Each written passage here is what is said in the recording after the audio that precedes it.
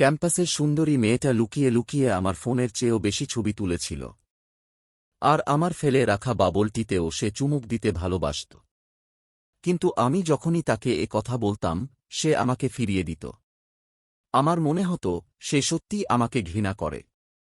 যতক্ষণ না আমি গ্রেসের ফোনটা পেলাম, তখন জানলাম তার ওয়ালপেপারে আমার ছবি ছিল, আর কন্ট্যাক্টে আমাকে স্বামী লিখে রেখেছিল। সেখানেই বুঝলাম ক্যাম্পাস বিউটির অনেক আগেই আমার প্রতি প্রেম জন্মেছিল। তার ঠান্ডা প্রত্যাখ্যান ছিল শুধু আমাকে তার পেছনে দৌড়াতে দেখে আনন্দ পাওয়ার জন্য।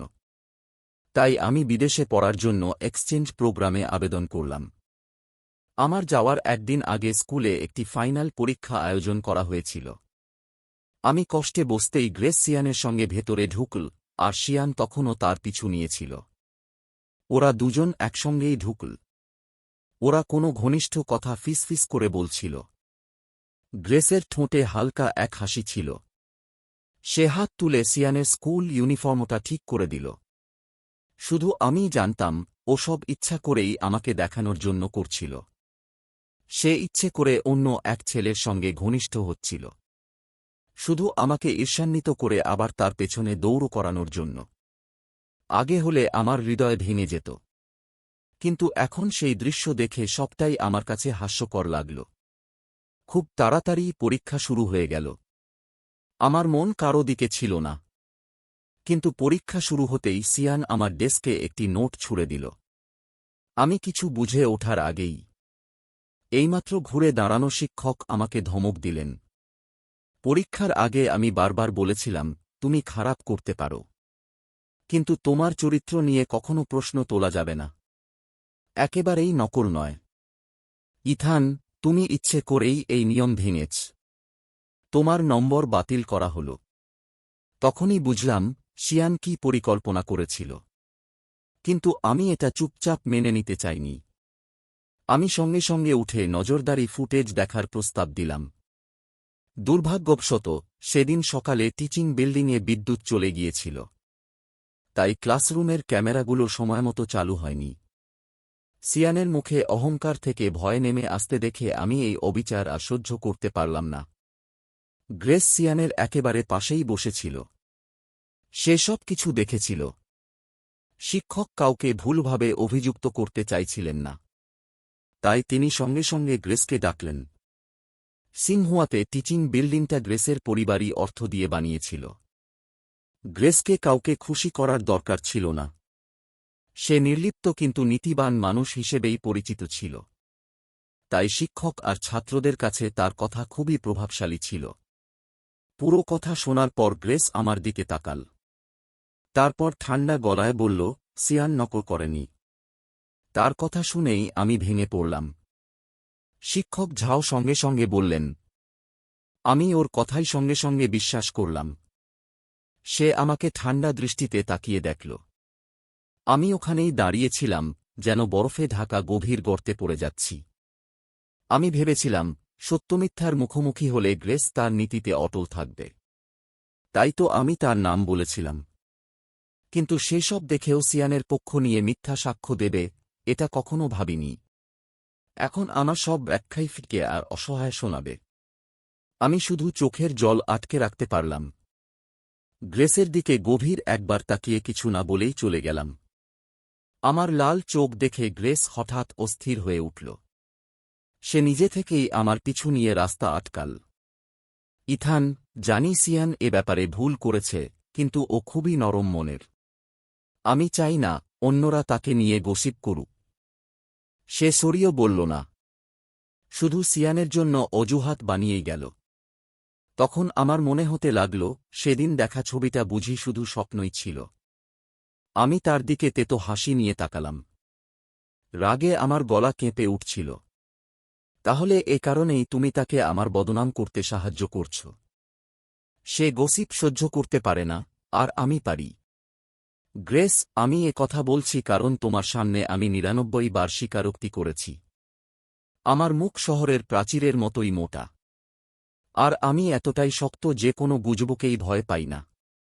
আমাকে এভাবে দেখে গ্রেসের বাঁ চোখের পাতা কেঁপে উঠল। সে সরাসরি আমার হাত ধরে ফেলল।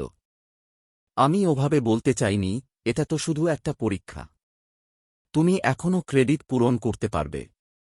আজ তোমার সঙ্গে যে অন্যায় হয়েছে, পরে তার ক্ষতিপূরণ করার পথ আমি খুঁজে বের করব। তুমি যদি আমাকেই পছন্দ না করো, তবে আমার ক্ষতিপূরণ করবে কিভাবে? আমার ব্যঙ্গমিশ্রিত সুর শুনে গ্রেসের হৃৎপিণ্ড অস্থির হয়ে জোরে ধক করতে লাগল। সে প্রায় নিজের সত্যিকারের অনুভূতিই বলে ফেলছিল। কে বলেছে আমি তোমাকে পছন্দ করি না? কিন্তু মুখ খোলার সঙ্গে সঙ্গেই সে বুঝল, কিছু একটা গোলমাল হচ্ছে। আর সে তাড়াতাড়ি নিজেকে থামিয়ে দিল। আমার ১০০তম স্বীকারোক্তির ওপর ভরসা রাখো। আমি তোমার ক্ষতিপূরণ করব। গ্রেস। প্রায় পরিষ্কারই বোঝা যাচ্ছিল, সে নিশ্চিত হ্যাঁ বলত। এর আগে সে এমন দুর্বলতা কখনো দেখায়নি। এখন সে এতটাই আবেগে ভেসে গিয়েছিল যে ঠিকভাবে ভাবতেই পারছিল না। আমার মন তখনই পুরো ঠান্ডা হয়ে গিয়েছিল। আমি তার হাত ঝটকা মেরে সরিয়ে দিলাম, ক্যালেন্ডারের পাতা ছিঁড়তে শুরু করাই ভালো। আর সেই শেষ দিনের অপেক্ষা করো। আমি হাত সরিয়ে নিতেই গ্রেসের গলা অবশেষে নরম হয়ে এল। ঠিক আছে, আরও ৩ দিন দাও, আমি তোমাকে নিশ্চিত সন্তোষজনক উত্তর দেব। যাওয়ার ৩ দিন আগে যে অ্যাপার্টমেন্টটা আমি আধা মাস ধরে বিক্রি করতে চাইছিলাম, শেষ পর্যন্ত সেটাই বিক্রি হয়ে গেল। এজেন্ট চুক্তিপত্র নিয়ে এল। আমি তাড়াতাড়ি তাতে সই করে দিলাম। ৩ দিনের মধ্যে আমি এই ঘর ছেড়ে চলে যাব। এই কদিনে ঘরের সবকিছু গুছিয়ে ফেলব, যাতে নতুন লোকজন উঠে আসতে পারে। এজেন্ট তারিখ জানিয়ে দেওয়ার পর আমি তাকে লিফট পর্যন্ত এগিয়ে দিলাম। কিন্তু লিফট খুলতেই গ্রেস ২টা ব্যাগ হাতে বেরিয়ে এল। সে এক মুহূর্তের জন্য এজেন্টের দিকে তাকাল। তারপর খুব মিষ্টি করে হ্যালো বলল। এজেন্ট অবাক হয়ে জবাব দিল। লিফট নিচে নেমে গেলে আমি সরে যেতে ঘুরলাম। হঠাৎ গ্রেস আমাকে ডাকল আর ব্যাগগুলো আমার হাতে ধরিয়ে দিল। আমি তো এখান দিয়েই যাচ্ছিলাম। একটু বেশি কিনে ফেলেছি। একদম শেষ করতে পারিনি। আপনি কি একটু চেখে দেখতে চান? তাকিয়ে দেখি, ওটা আমার সবচেয়ে প্রিয় পেস্ট্রি। দোকানটা ছিল শহরের পূর্ব দিকে। যাওয়া আসাতেই ২ ঘণ্টা লাগত। আর কিছু কিনতে গেলেও ১ ঘণ্টা লাইন দিতে হতো। সে ইচ্ছা করেই অতিরিক্ত কিনে এনেছিল। আমার পছন্দের নাস্তা কিনে এনে কথা বলার অজুহাত বানিয়েছে। পরিষ্কার বোঝা যাচ্ছিল, কালকের ঘটনার জন্য সে ক্ষমা চাইতে চাইছিল। কিন্তু এখন আর তার ক্ষমা আমার দরকার ছিল না। আমি কিছু না বলে শুধু জিনিসগুলো নিলাম। বাড়ি ফিরে সেগুলো এক পাশে ছুঁড়ে ফেলে দিলাম। পেস্ট্রির ব্যাগটা ঠিক ডাস্টবিনে গিয়ে পড়ল। যাওয়ার ২ দিন আগে ডরমের এক প্রিন্ট শপে আমি হাতের তালুর মাপের ১০,০০০টা কার্ড ছাপাতে অনেক টাকা খরচ করলাম। আমি রুমমেটকে বললাম মেইন বিল্ডিংয়ের ছাদে উঠতে। তৃতীয় দিন আমি সেই কার্ডগুলো প্লাজায় ছড়িয়ে দিলাম। সাম্প্রতিক সব ঘটনা আমার সব রুমমেটই জানত। যখন শুনল আমি হাল ছাড়ছি না, ওরা আমাকে বোঝানোর চেষ্টা করল। ইথান, মনে হয় এটা ছেড়ে দেওয়াই ভালো। ভুলে যাও। গ্রেস তোমার সঙ্গে যা করেছে, তার জন্য নিজেকে এত কষ্ট দিচ্ছ কেন? সে সত্যিই সীমা ছাড়িয়ে গেছে। সব বুঝেও সে নির্মমভাবে তোমার অনুভূতিগুলো পিষে দিয়েছে। বন্ধুদের এতটা যত্নের কথা শুনে আমার বুকের ভেতর এখনও উষ্ণতা বয়ে গেল। আমি শান্তভাবে মাথা নেড়ে দিলাম। চিন্তা করো না। আমি জানি আমি কি করছি। শুধু এগুলো ছড়িয়ে দিতে আমাকে সাহায্য করো। পরের সব ঝামেলা সামলাতে আমি আগেই একটা ক্লিনিং কোম্পানি ভাড়া করেছি। আমি কোনো কনফেশন করতে যাচ্ছি না। আসলে আমি শুধু বিদায় বলতে চাই। এটা শুনে আমার সব রুমমেট হতভম্ব হয়ে গেল। আমি কি করছি, তারা কিছুই বুঝতে পারছিল না। আরেকবার ধন্যবাদ বলে আমি ঘুরে চলে গেলাম। দূরে সরে যাওয়া আমার ছায়াটাকেই যেন দেখতে থাকলাম। রুমমেটরা কার্ডবোর্ডের বাক্স খুলে একটা কার্ড বের করল। তাতে শুধু একটাই লাইন লেখা ছিল, ইথান আর কখনো গ্রেসকে ভালোবাসবে না। যাওয়ার একদিন আগে সব কাগজপত্র শেষ করতে আমি স্কুলে গেলাম, তারপর বাড়ি ফিরলাম। ফিরে এসে জিনিসপত্র গুছোতে শুরু করলাম। এখানে এসেছি তো মাত্র ৬ মাস আগে। জিনিসপত্র খুব বেশি ছিল, আর বেশিরভাগই গ্রেসকে ঘিরে। কয়েকটা বাক্স পেলাম, সবকিছু তাতেই ভরতে লাগলাম। গ্রেসের জন্য আধা মাস ধরে যে স্কার্ফটা বুনেছিলাম সেটাকে ছিঁড়ে টুকরো টুকরো করে ফেললাম। তার জন্য রাত জেগে লেখা প্রতিটা প্রেমপত্র আমি সব কাগজ কুচোনো মেশিনে ঢুকিয়ে দিলাম। বাক্সগুলো ডাস্টবিনে ফেলার সঙ্গে সঙ্গে গ্রেস আর আমার সবকিছুই অতীত হয়ে গেল। শেষে ঘরে শুধু 2 জোড়া কাপড় বাকি রইল। প্রথম দেখা হওয়ার দিন গ্রেস পরেছিল সাদা শার্ট আর ঢিলা কালো জিন্স। আমি দেশলাই জেলে সেগুলো পুড়িয়ে ছাই করে দিলাম। ধোঁয়া উঠতেই অল্প সময়ের মধ্যে মেঝেতে শুধু ধূসর ছাই রইল। কিন্তু উঠে দাঁড়াতেই দেখি গ্রেস বিস্ময়ে আমার দিকে তাকিয়ে আছে। আমি শুধু কিছু অকাজের আবর্জনা পরিষ্কার করছি। ঠান্ডা গলায় এতটুকুই বললাম। তারপর ঘুরে ওপরে চলে গেলাম। যাওয়ার দিন ভোরেই রাস্তার ওপারের হইচিয়ে আমার ঘুম ভাঙল। তখনই আমি ফোনটা হাতে নিয়েছি।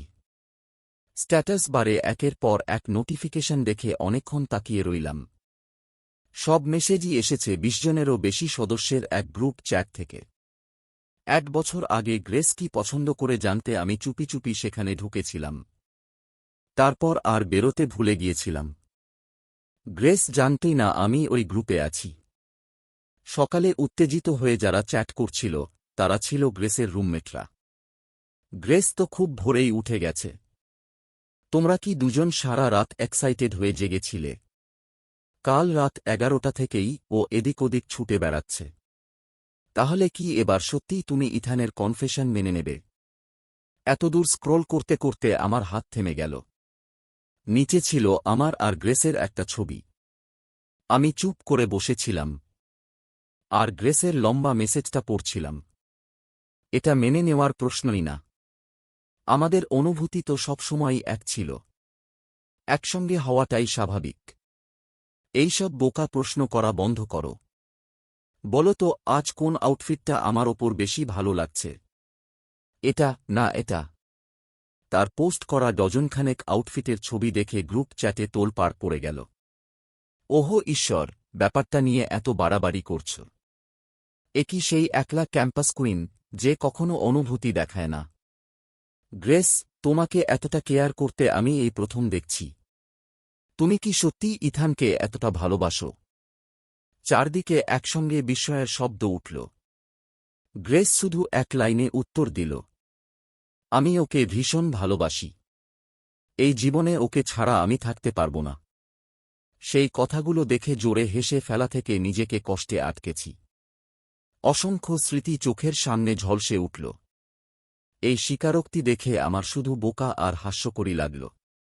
আমাকে পছন্দ করত বলেই আমার 99টা স্বীকারোক্তি ফিরিয়ে দিয়েছিল। সবার চোখে আমাকে হাসির পাত্র বানিয়েছিল। আমাকে পছন্দ করত বলেই আমার সঙ্গে বরফ ঠান্ডা উদাসীনতা দেখিয়েছিল। ইচ্ছে করে অন্য ছেলেদের সঙ্গে ঘনিষ্ঠ হয়ে আমাকে উস্কে দিত। তাই সত্যিটাও বিকৃত করে আমাকে বদনাম করেছিল।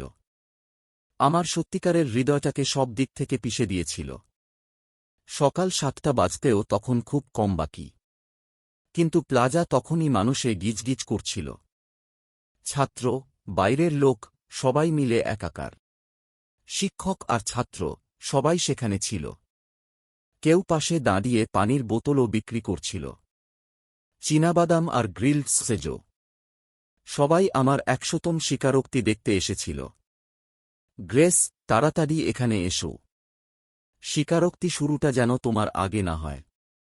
নায়িকা যেন চুপি চুপি পালিয়ে যেতে না পারে। নাটক দেখতে ভালোবাসা সত্যিই মানুষের স্বভাব। তারপর গ্রেস আমাকে মেসেজ পাঠাল, আমি বেরিয়ে পড়ছি। তুমি? আমিও বেরোচ্ছি। তবে আমি চিরতরে চলে যাচ্ছি। হঠাৎ খুব ইচ্ছে হল কার্ডগুলো ঝরতে দেখে মাঠে গ্রেসের মুখটা কেমন হয় তা দেখার। তার মুখটা তখন কেমন দেখাবে? আর জেনে যে আমি দেশ ছেড়ে চলে গেছি, তার কেমন লাগবে? দুঃখের বিষয়, সেটা আমি আর দেখতে পাব না। আজ থেকে গ্রেসের কোনো কিছুর সঙ্গে আমার আর কোনো সম্পর্ক নেই। আমি ধীরে উঠে কাপড় বদলে নিলাম। গুছিয়ে নেওয়ার পর ঘরটা পুরো ফাঁকা ছিল। আমি ফিরে ফাঁকা ঘরটার দিকে তাকিয়ে রইলাম। তারপর ফোন বের করে গ্রেস সংক্রান্ত সব নম্বর ব্লক করলাম, সব সোশ্যাল মিডিয়ার অ্যাকাউন্টও। এগুলো করতেই বুকটা অনেক হালকা লাগল। স্যুটকেস টেনে আমি ঘুরে বেরিয়ে পড়লাম। ৯টা বাজার ৫ মিনিট আগে প্লাজা ঠাসা ভিড়ে ভরে গিয়েছিল। শৃঙ্খলা রাখতে সিকিউরিটির লোকেরাও এসেছিল। নিচের ভিড় দেখে আমার রুমমেটরাও অবাক হয়ে গিয়েছিল। এত লোক! ঘাটা হয়তো পুরো স্কুলে ঝড়ের মতো ছড়িয়ে পড়বে। একদম ঠিকই তো। তাহলে ইথান চলে যাওয়ার পর আর কেউ তার পেছনে গসিপ করবে না। সবাই গল্প করতেই থাকল যতক্ষণ না ৮:৫৯ বাজল। গ্রুপ লিডার খবর পেল আমি নিরাপদে এয়ারপোর্টে পৌঁছে গেছি। সে সঙ্গে সঙ্গে হাতা গুটিয়ে চিৎকার করল, ইথান পৌঁছে গেছে, তাড়াতাড়ি কাজে লেগে পড়ো। যারা ছুটবে, যারা ছবি তুলবে, সবাই সজাগ থাকো। নিশ্চিত করো প্লেনে ওঠার আগে সে এই দৃশ্যটা দেখে। প্লেনে ওঠার আগেই। তার কথা শেষ হতেই ৯টার অ্যালার্ম বেজে উঠল। দুই ছেলে দুই পাশে দাঁড়িয়ে জানালার কার্ডের স্তূপ ঠেলে দিল। মুহূর্তেই ১৬ তলার ছাদ থেকে সাদা কার্ডগুলো তুষারের মতো নেমে এল। ঘুরতে ঘুরতে পড়ছিল সেগুলো। তুষার পড়ছে। সবাই মাথা তুলে তাকাল। ঠিক যখন কার্ডগুলো মাটিতে পড়তে যাচ্ছিল, নিচের মানুষগুলো টিপটো করে সেগুলো ধরতে উঠল। ঠিক তখনই, যখন ইথান চলে যাওয়ার প্রস্তুতি নিচ্ছিল, একদল ছেলে চত্বরের সামনে দাঁড়িয়ে দেখার অপেক্ষায় ছিল তাতে কি লেখা আছে। আর প্লাজার একেবারে মাঝখানে গ্রেসও বন্ধুদের সঙ্গে ওপরে তাকাল। ওই দারুণ দৃশ্য দেখে, বাহ, এত কার্ড ছড়িয়েছে, নিশ্চয়ই ১০,০০০-এর মতো। ইথান সত্যিই এতে মন ঢেলে দিয়েছে। দেখো তো গ্রেস কতটা জনপ্রিয়। এত জাঁকজমক না করলে সে নিজের এলাকা দেখাবে কিভাবে? আর প্রেমের প্রতিদ্বন্দ্বীদের ভয় দেখাবে কিভাবে? ঠিকই। কিন্তু কাগজগুলোতে আসলে কি লেখা আছে? ইথানের আগের প্রেমপত্রগুলো কিন্তু দারুণ ছিল। আরে একে শুধু চিঠি বলো না। ইথানের ধৈর্য আর অটল মন দেখে এটা সত্যিই সম্ভব মনে হচ্ছে। বন্ধুদের ঈর্ষামেশানো কথা শুনে গ্রেসের বুকও আশায় ভরে উঠল। সে হাত বাড়িয়ে একটি কার্ড ধরল, উল্টে দেখতেও হাসল। কিন্তু তাতে লেখা কথাগুলো দেখেই তার মুখের সব ভাব মিলিয়ে গেল। পাশে দাঁড়ানো বন্ধুরা তাকে খোঁচা দিতে জড়ো হল। কিন্তু কাগজে লেখা দেখে সবার চোখ কপালে উঠল। তাদের গলাও কেঁপে উঠল। এটা অসম্ভব। নিশ্চয়ই কোথাও ভুল হয়েছে। অনেকে তাকে সান্ত্বনা দিয়ে গ্রেসকে দেখানোর জন্য মাটি থেকে আরও কার্ড তুলল। কিন্তু নতুন তোলা কার্ডেও একই লেখা ছাপা ছিল, ইথান আর কখনো গ্রেসকে ভালোবাসবে না। এবার সবাই সত্যিই ঘাবড়ে গেল। তাদের অস্থিরতা ক্রমেই বাড়তে লাগল। এটা কি করে সম্ভব? এটা কি স্বীকারোক্তি হওয়ার কথা ছিল না? এসব আবার কি আজেবাজে কথা? কেউ কি ইচ্ছে করে ঝামেলা বাঁধাচ্ছে? তবু অনেকেই এখনও অজুহাত দাঁড় করাচ্ছিল। যদিও আশপাশের ভিড়ের প্রত্যেকের হাতেই একটা করে পৌঁছে গেছে। তাহলে এটা কোনো স্বীকারোক্তিই নয়। ধুর, সবাইকে বোকা বানিয়ে এখানে টেনে আনা হয়েছে। শুধু এই কথাটা জানাতে এত প্রচার আর এত ঝামেলা। এখন পুরো স্কুল জেনে গেছে। দারুণ হয়েছে।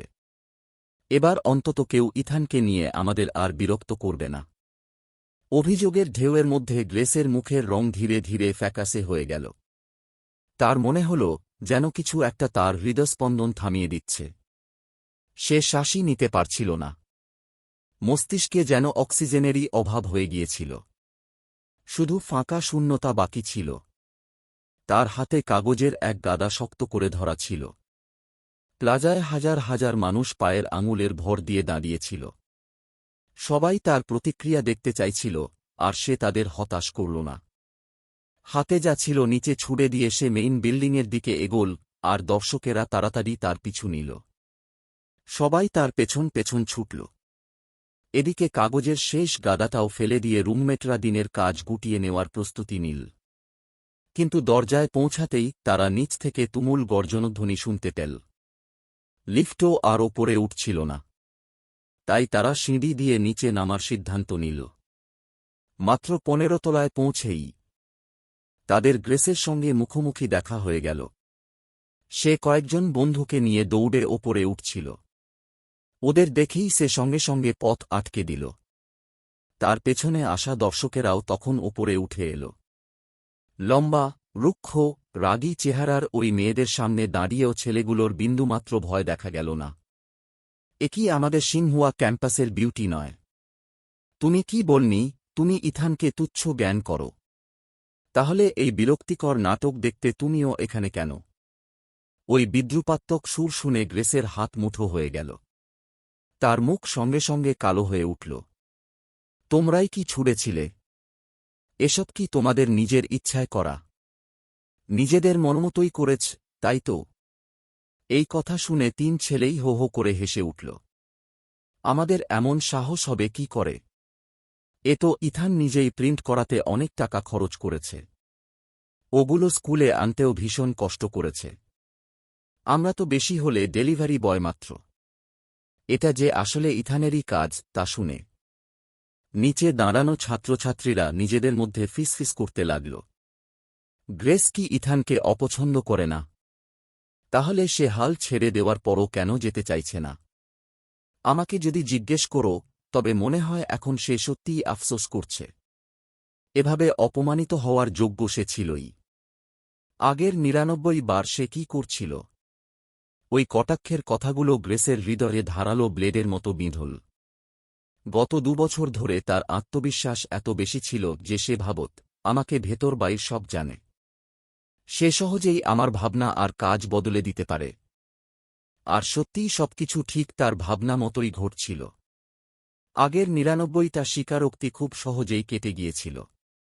তার মনে হয়েছিল 100তম স্বীকারোক্তিতেই সব শেষ হবে। আমাদের দুজনের একটা নিখুঁত সমাপ্তি হতে পারত। কিন্তু যখন তার জয়ের বিষয়ে সবচেয়ে বেশি ভরসা ছিল, আমি তাকে একেবারে প্রাণঘাতী আঘাত করলাম। এমনভাবে যাতে সারা দুনিয়া জেনে যায়। এবার সে আর সেই উদাস আলাদা থাকবার ভান করে যেতে পারল না, বরং নিজের আসল চেহারাটা পুরোপুরি দেখিয়ে ফেলল। সে সিঁড়ির রেলিং শক্ত করে ধরল।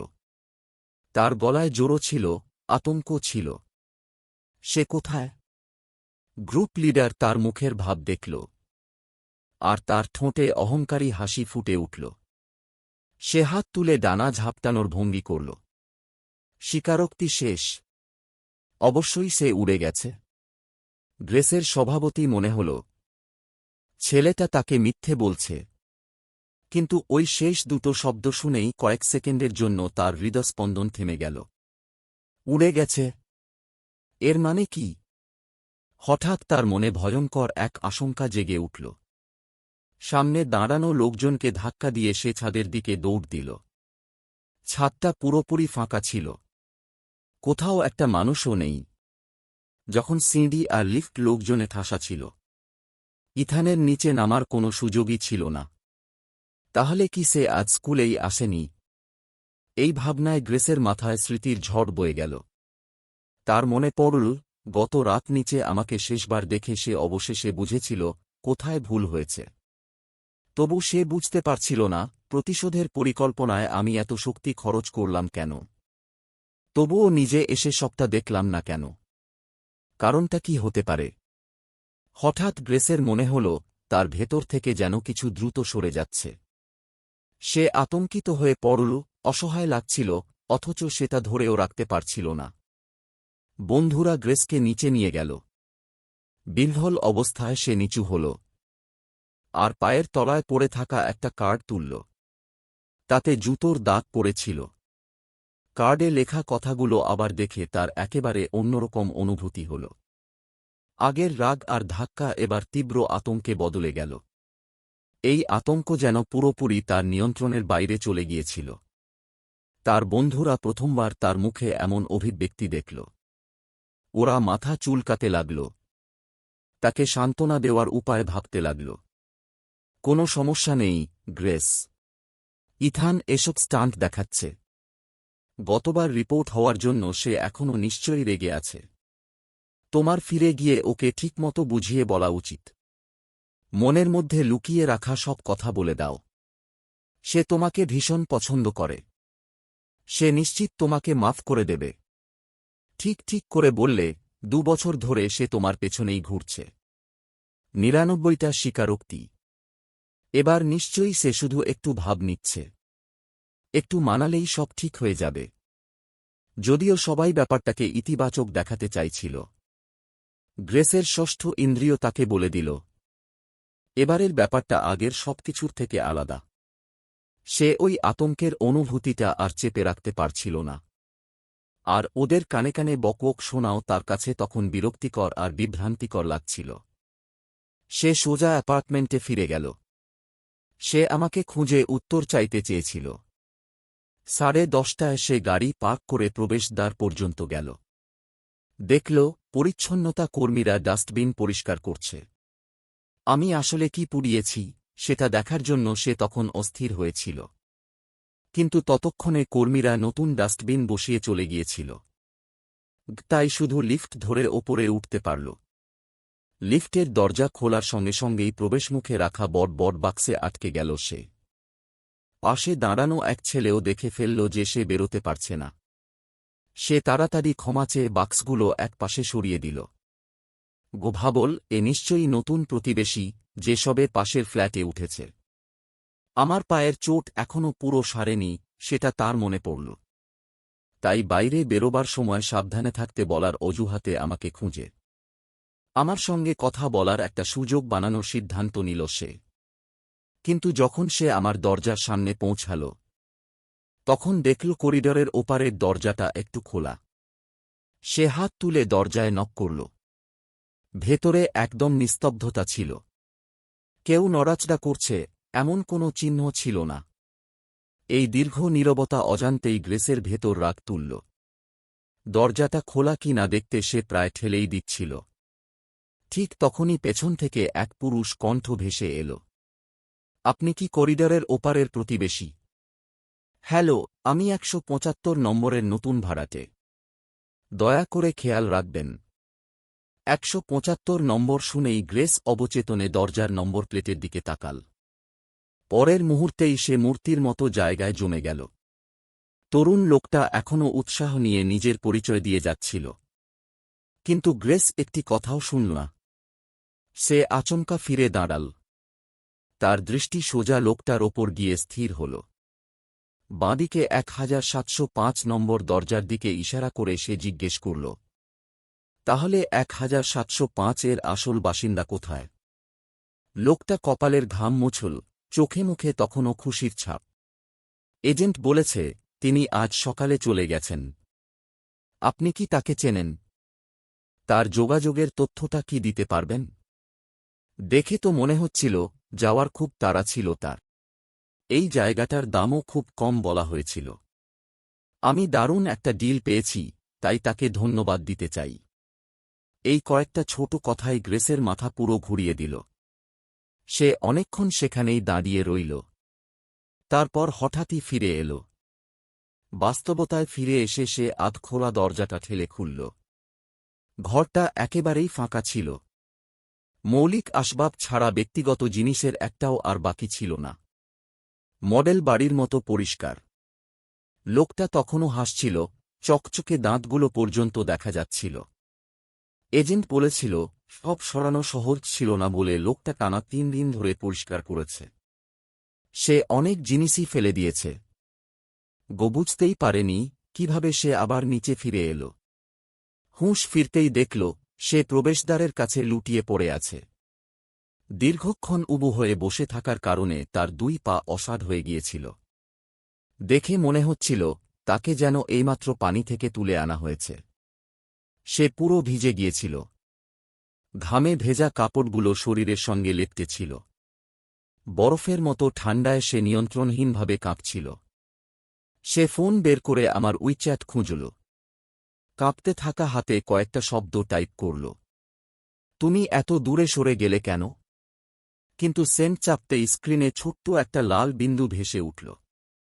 সঙ্গে 2টো লাইন জানিয়ে দিল সে আর আমার ফ্রেন্ড লিস্টে নেই। গুঁতো মেরে সে আরও অনেক মেসেজ পাঠাল, আর একের পর এক নোটিফিকেশন উঠতে লাগল। ফোনের স্ক্রিনের দিকে তাকিয়ে তার মনে হল যেন তার গলা বন্ধ হয়ে আসছে। প্রায় শ্বাসই নিতে পারছিল না। সে জোরে নিজের গলা চেপে ধরল। তার মুখ দ্রুত লাল হয়ে উঠল। ঠিক যখন সে দম বন্ধ হয়ে যাওয়ার উপক্রম, তখন ফোন বেজে উঠল, আর ধরার জন্য সে হাতের চাপটা ঢিলে করল। ওপাশ থেকে রুমমেটের আতঙ্কিত গলা ভেসে এল। গ্রেস, খারাপ খবর আছে। ইথান, সে ইতালিতে চলে গেছে। এইমাত্র বান্দর আর আমি ইন্টারন্যাশনাল অফিসে ছিলাম। আমরা এক্সচেঞ্জ স্টুডেন্টের তালিকায় তার নাম দেখেছি। এই খবরটা বজ্রপাতের মতো আঘাত করল। গ্রেসের বুকের ভেতর প্রচণ্ড ঢেউ উঠল।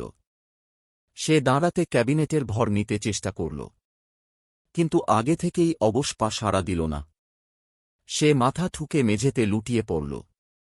তার কপাল দেয়ালের ধারালো কোণায় লেগে গেল। ক্ষতটা ফেটে রক্তে ভেসে উঠল। রক্ত দ্রুত গড়িয়ে পড়তে লাগল। পড়ে থাকা ফোনের ওপাশে হইচই শুরু হয়ে গেল। তোমার কি হয়েছে? আমরা এখনই আসছি। কিন্তু গ্রেসের আর কিছুর প্রতি খেয়াল ছিল না। সে ক্ষতটা চাপা দিতে হাত তুলল। তার শরীরটা বলের মতো কুঁকড়ে গেল। গলার ভেতর থেকে যন্ত্রণাভরা নিচু গোঙানি বেরোচ্ছিল। তার চোখের সামনে সব অন্ধকার হয়ে এল।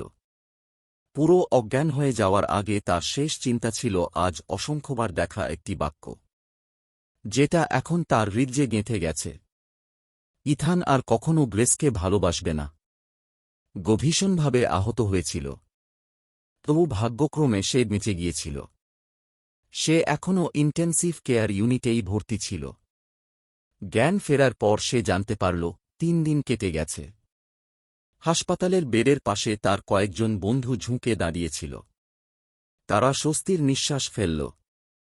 তারপর যা হয়েছে তা বলতে শুরু করল।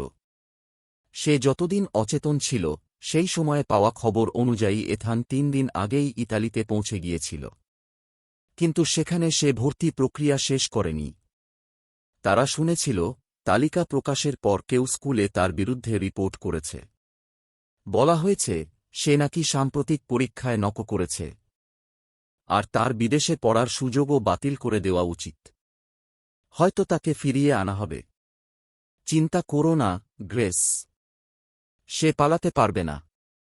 গ্রেসের বুক হঠাৎ জোরে ধকধক করতে লাগল। তার চোখ বিস্ময়ে বড় হয়ে গেল। সে ইতালিতে চলে গেছে। পরীক্ষার নকলের অভিযোগে তার সিট বাতিল হয়ে সে ফিরে আসছে।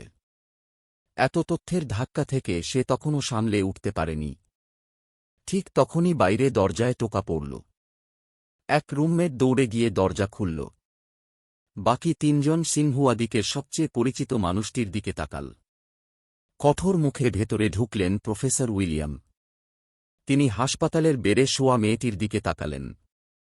তার জন্মগত কর্তৃত্বময় উপস্থিতি কারও সাহস দিচ্ছিল না যে সরাসরি তার দিকে তাকায়। তুমি নিশ্চয় গ্রেস? শুনেছি এথান আর শনকে নিয়ে প্লেজিয়ারিজম মামলায় তুমি সাক্ষ্য দিয়েছিলে। আমি তোমার সঙ্গে কিছু কথা বলতে চাই। এ কথা শুনে রুমমেটরা আর সেখানে দাঁড়িয়ে থাকার সাহস পেল না। তারা তাড়াতাড়ি হাসপাতালের কক্ষ থেকে বেরিয়ে গেল। দরজা আস্তে আস্তে বন্ধ হতে দেখে গ্রেস সামান্য চিবুক তুলে ধরল। হ্যাঁ, আমিই ছিলাম। আমি নিশ্চিত উত্তর পেয়ে গেছি। প্রফেসর উইলিয়ামসের মুখ সঙ্গে সঙ্গে রাগে লাল হয়ে উঠল। এথান আমাকে বলেছে তুমি মিথ্যে সাক্ষ্য দিয়েছ। এত গুরুতর ব্যাপারে ভুয়া প্রমাণ দাঁড় করানোর সাহস তোমার হল কি করে? জানো তোমার কাজ তার ভবিষ্যতের ওপর কতটা ভয়ঙ্কর প্রভাব ফেলবে? তার ঘাড়ে এখন প্লেজিয়ারিজমের বোঝা চাপবে। তার এক্সচেঞ্জ স্টুডেন্টের সিট বাতিল হয়ে যাবে। কলেজ জনমত চেপে রাখতে তাকে বহিষ্কার করার কথাও ভাবছে। কাগজপত্র একবার চূড়ান্ত হয়ে গেলে তার পুরো জীবন তোমার হাতে ধ্বংস হয়ে যাবে। সে তোমাকে ভালোবাসে, কিন্তু সৎভাবে বলো, এই 2 বছরে সে কি কখনো তোমার সঙ্গে অন্যায় করেছে? তুমি কি তাকে এতটাই ঘৃণা করো যে তাকে একেবারে শেষ সীমায় ঠেলে দিতে চাও? মানুষ হিসেবে যদি তোমার বিবেক এখনও বেঁচে থাকে, তবে এখনই স্কুলে গিয়ে সত্যিটা বলো। না হলে শুধু সে নয়, আমি আর পুরো ডিস কলেজ তোমার একটাই মিথ্যার জন্য ডুবে যাব। এসব শুনে গ্রেসের মাথা ঘুরে উঠল। তার বুক আবার হাহাকার করতে লাগল। সে শুধু এতটুকুতেই রেগেছিল যে ক্লাব পার্টিতে আমি তাকে বেছে নিইনি। সে জোর করে আমাকে ডেকে এনে মিলমিশ করতে বাধ্য করতে চেয়েছিল। তাই সে টিচার ঝাওকে মিথ্যে বলেছিল। এর থেকে এত বড় চেইন রিয়াকশন তৈরি হবে তা সে কখনো ভাবেনি, ভাবার সাহসও করেনি। যদি সব সত্যিই প্রফেসর উইলিয়ামসের বলা মতো হয়ে থাকে, তাহলে আমি যদি সত্যিই তার ভবিষ্যৎ নষ্ট করে দিই, সবকিছু কত ভয়াবহ হয়ে যাবে। আমার স্বভাব অনুযায়ী আমি হয়তো সারা জীবন তাকে ঘৃণা করেই যাব। প্রেমিকরাই তখন চিরশত্রু হয়ে যায়। এমন কথা গ্রেস কোনোদিনই মেনে নিতে পারত না, মরার আগেও না। এখন তার কপালের ক্ষত নিয়েও তার আর কোনো ভাবনা ছিল না। কষ্ট হলেও সে উঠতে, প্রফেসর উইলিয়ামসের সঙ্গে স্কুলে যেতে আর সত্যিটা বলতে চাইছিল। কিন্তু তারা ঘর থেকে বেরোতেই মেডিকেল স্টাফ তাদের থামিয়ে দিল। ডাক্তাররা তাকে যেতে দিচ্ছিল না। সবাই তাকে বোঝানোর চেষ্টা করছিল, কিন্তু সে কারও কথা শুনছিল না। স্কুলে ফিরতেই হবে বলে জোর দিয়ে প্রফেসর উইলিয়ামস আগেই ডিসিপ্লিনারি বিভাগের প্রধানের সঙ্গে যোগাযোগ করেছিলেন। ডিস কলেজের ডিন আর টিচার ঝাওয়ের সামনে গ্রেস বলল, নকলটা শনি করেছিল। শন ভাবতেই পারেনি হঠাৎ সে তার বিরুদ্ধেই চলে যাবে। সে সঙ্গে সঙ্গে ঘাবড়ে গেল। কাঁদতে কাঁদতে বলতে লাগল, এটা সে করেনি। টিচার ঝাও ভাবেননি যে গ্রেস নিজের কথা থেকে সরে আসবে। তিনি বুঝতে পারছিলেন না তাকে বিশ্বাস করবেন কি না। গ্রেস শনকে ঠান্ডা চোখে দেখল। তারপর ফোন খুলে একটা ছবি দেখাল। এটা একটা চিঠি যা শন আগে নিজে আমাকে লিখেছিল। আমার পরিবার পরে আসল কপিটাও নিয়ে আসবে। চিঠি আর ওই নোটের হাতের লেখা মিলিয়ে দেখতে পারেন। এ কথা শুনেই শনের মুখের রং উড়ে গেল। নেতাদের কঠোর দৃষ্টির নিচে সে কয়েক পা পিছিয়ে গেল। অসংযতভাবে কাঁপছিল, পাগলের মতো কাঁদছিল। গ্রেস, আমি শন। ভুলে গেছ আমরা একসঙ্গেই বড় হয়েছি। এ ঘটনা তো আগেই মিটে গেছে। তুমি মিথ্যে কথা বলছ কেন? গ্রেস দেখল প্রমাণ থাকার পরও সে এখনও অস্বীকার করার চেষ্টা করছে। তার চোখে হঠাৎ ঘৃণার ঝলক জ্বলে উঠল। আমি কোনোদিনই তোমাকে ভালোবাসিনি। এতদিন শুধু অভিনয় করেছি। এখন আর অভিনয় করতে চাই না। আমি আর তোমাকে বাঁচাব না, কারণ এটা তুমি করেছ। তাই তোমাকেই এর দায় নিতে হবে। এ কথা বলে সে থামতেই সপরিবার আসল চিঠিটা নিয়ে এল।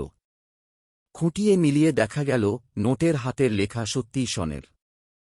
ডিসিপ্লিনারি বিভাগ সঙ্গে সঙ্গে বৈঠক করল আর পুরো স্কুলে ঘোষণা দেওয়ার সিদ্ধান্ত নিল। ঘটনার গুরুতর প্রভাবের কারণে বিষয়টা পরিষ্কার করেই শনকে স্কুল থেকে বহিষ্কার করা হল, আর ঘটনাটা তার স্থায়ী ফাইলে নথিভুক্ত করা হল। সব মিটে যেতে যেতে ততক্ষণে অন্ধকার নেমে গেছে। বাইরে বেরিয়ে গ্রেস দেয়ালে হেলান দিয়ে প্রফেসর উইলিয়ামসকে ডাকল। প্রফেসর উইলিয়ামস, এথান কি জানে এখানে কি হয়েছে? ঘটনা পুরোপুরি মিটে গেলেও প্রফেসর উইলিয়ামসের রাগ একটুও কমেনি। তিনি এখনও তার দিকে অসন্তোষ নিয়ে তাকিয়েছিলেন। ওকে তো প্রায় বহিষ্কারই করা হচ্ছিল। তার সেটা না জানারই বা উপায় কি? তুমি কি মাথায় খুব জোরে আঘাত পেয়েছিলে? এভাবে ধমক খেয়ে গ্রেসের আরও খারাপ লাগল। তবু সে সব বুঝিয়ে পরিস্থিতি মিটিয়ে নিতে চেয়েছিল। এখন সব মিটে গেছে, তাহলে সে কি ফিরে আসবে? প্রফেসর উইলিয়ামস তার দিকে কটমট করে তাকালেন। তার কণ্ঠে ঘৃণা ভরা ছিল। পুরো ডিজাইন কলেজে এই সুযোগ একটাই। ইতালিতে ৩ বছরের ভালো পড়াশোনার পর এথান নিজের যোগ্যতায় এটা অর্জন করেছে। সে ফিরে এলে তার ভবিষ্যৎ উজ্জ্বল হবে। সে আবার ফিরবে কেন? আর সিংহুয়ায় তোমার মতো লোকেদের কাছে না ফিরলে তার অনেক কষ্টই বাঁচবে। আমার আগেই বোঝা উচিত ছিল সে তোমার মতো কারো প্রেমে পড়েছে। তখনই আমার ওর সঙ্গে সঙ্গী বেছে নেওয়া নিয়ে কথা বলা উচিত ছিল। তোমার সত্যিই চোখ খুলে চলা শেখা উচিত। প্রফেসর উইলিয়ামসের সেফটি কল যখন পেলাম, আমি তখন সমুদ্রতীরে রোদ পোহাচ্ছিলাম। শিক্ষক কিভাবে গ্রেসের মুখ থেকে সত্য বের করেছেন তা সে জানত না আর জানতে চায়নি। সে শুধু মন থেকে শিক্ষককে ধন্যবাদ দিল। প্রফেসর উইলিয়ামস তাকে আরও কিছু নির্দেশ দিলেন। তারপর তাড়াতাড়ি মিটিংয়ে চলে গেলেন। আমি সমুদ্রের হাওয়া অনুভব করলাম। পাশের জুসে এক চুমুক দিয়ে আরামে সৈকতে শুয়ে পড়লাম। 3 দিন আগে আমি ইতালিতে পৌঁছেছিলাম। আসলে সোজা ভর্তি প্রক্রিয়া শেষ করারই ইচ্ছে ছিল, কিন্তু স্কুল আমার পরিস্থিতি যাচাই করতে চীনে ফোন করেছিল।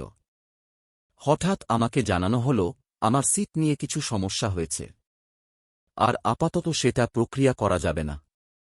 রুমমেটদের জিজ্ঞেস করে জানলাম কেউ গোপনে আমার নামে রিপোর্ট করেছে। তারপর আমি প্রফেসর উইলিয়ামসের সঙ্গে যোগাযোগ করে সব বোঝালাম এবং তার পরামর্শ চাইলাম।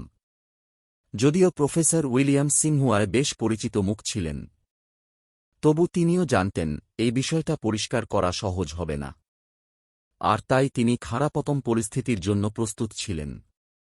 বলতেই হবে, গ্রেসের সঙ্গে দেখা হওয়ার পর থেকে আমার স্ট্রেস সহ্য করার ক্ষমতা বেশ বেড়ে গেছে। এবার হয়তো আমাকে বহিষ্কারের মতো গুরুতর পরিণতির মুখোমুখি হতে হচ্ছিল, কিন্তু আমি সবই ভুলে গিয়েছিলাম। এখন আর কিছুই মনে লাগছিল না। এমনকি রাতের মধ্যেই প্লেনের টিকিট কেটে সমুদ্রের ধারে একটু ছুটি কাটানোর কথাও ভাবছিলাম। সবকিছু মিটে যাওয়ায় আমি পুরোপুরি রিল্যাক্স ছিলাম।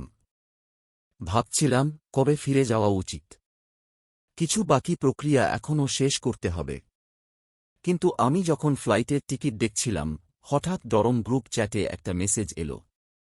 এথান, গ্রেস একটু আগে আমাদের খুঁজতে ডরমে এসেছিল। সে বলেছে তোমার কন্ট্যাক্ট তথ্য তার দরকার। সে বলেছে সে তোমার কাছে ক্ষমা চাইতে চায়। আমরা তার ফাঁদে পড়ব না। চিন্তা করো না। আমরা একটা সংখ্যাও বলিনি। এখন তাকে কতটা বিধ্বস্ত দেখাচ্ছিল তুমি কল্পনাও করতে পারবে না। এখনও তার মাথায় গজ পেঁচানো আছে। শুনেছি কয়েকদিন আগে সে আইসিইউতে ছিল। যাই হোক, একটা কথা ঠিক, সে এরই প্রাপ্য।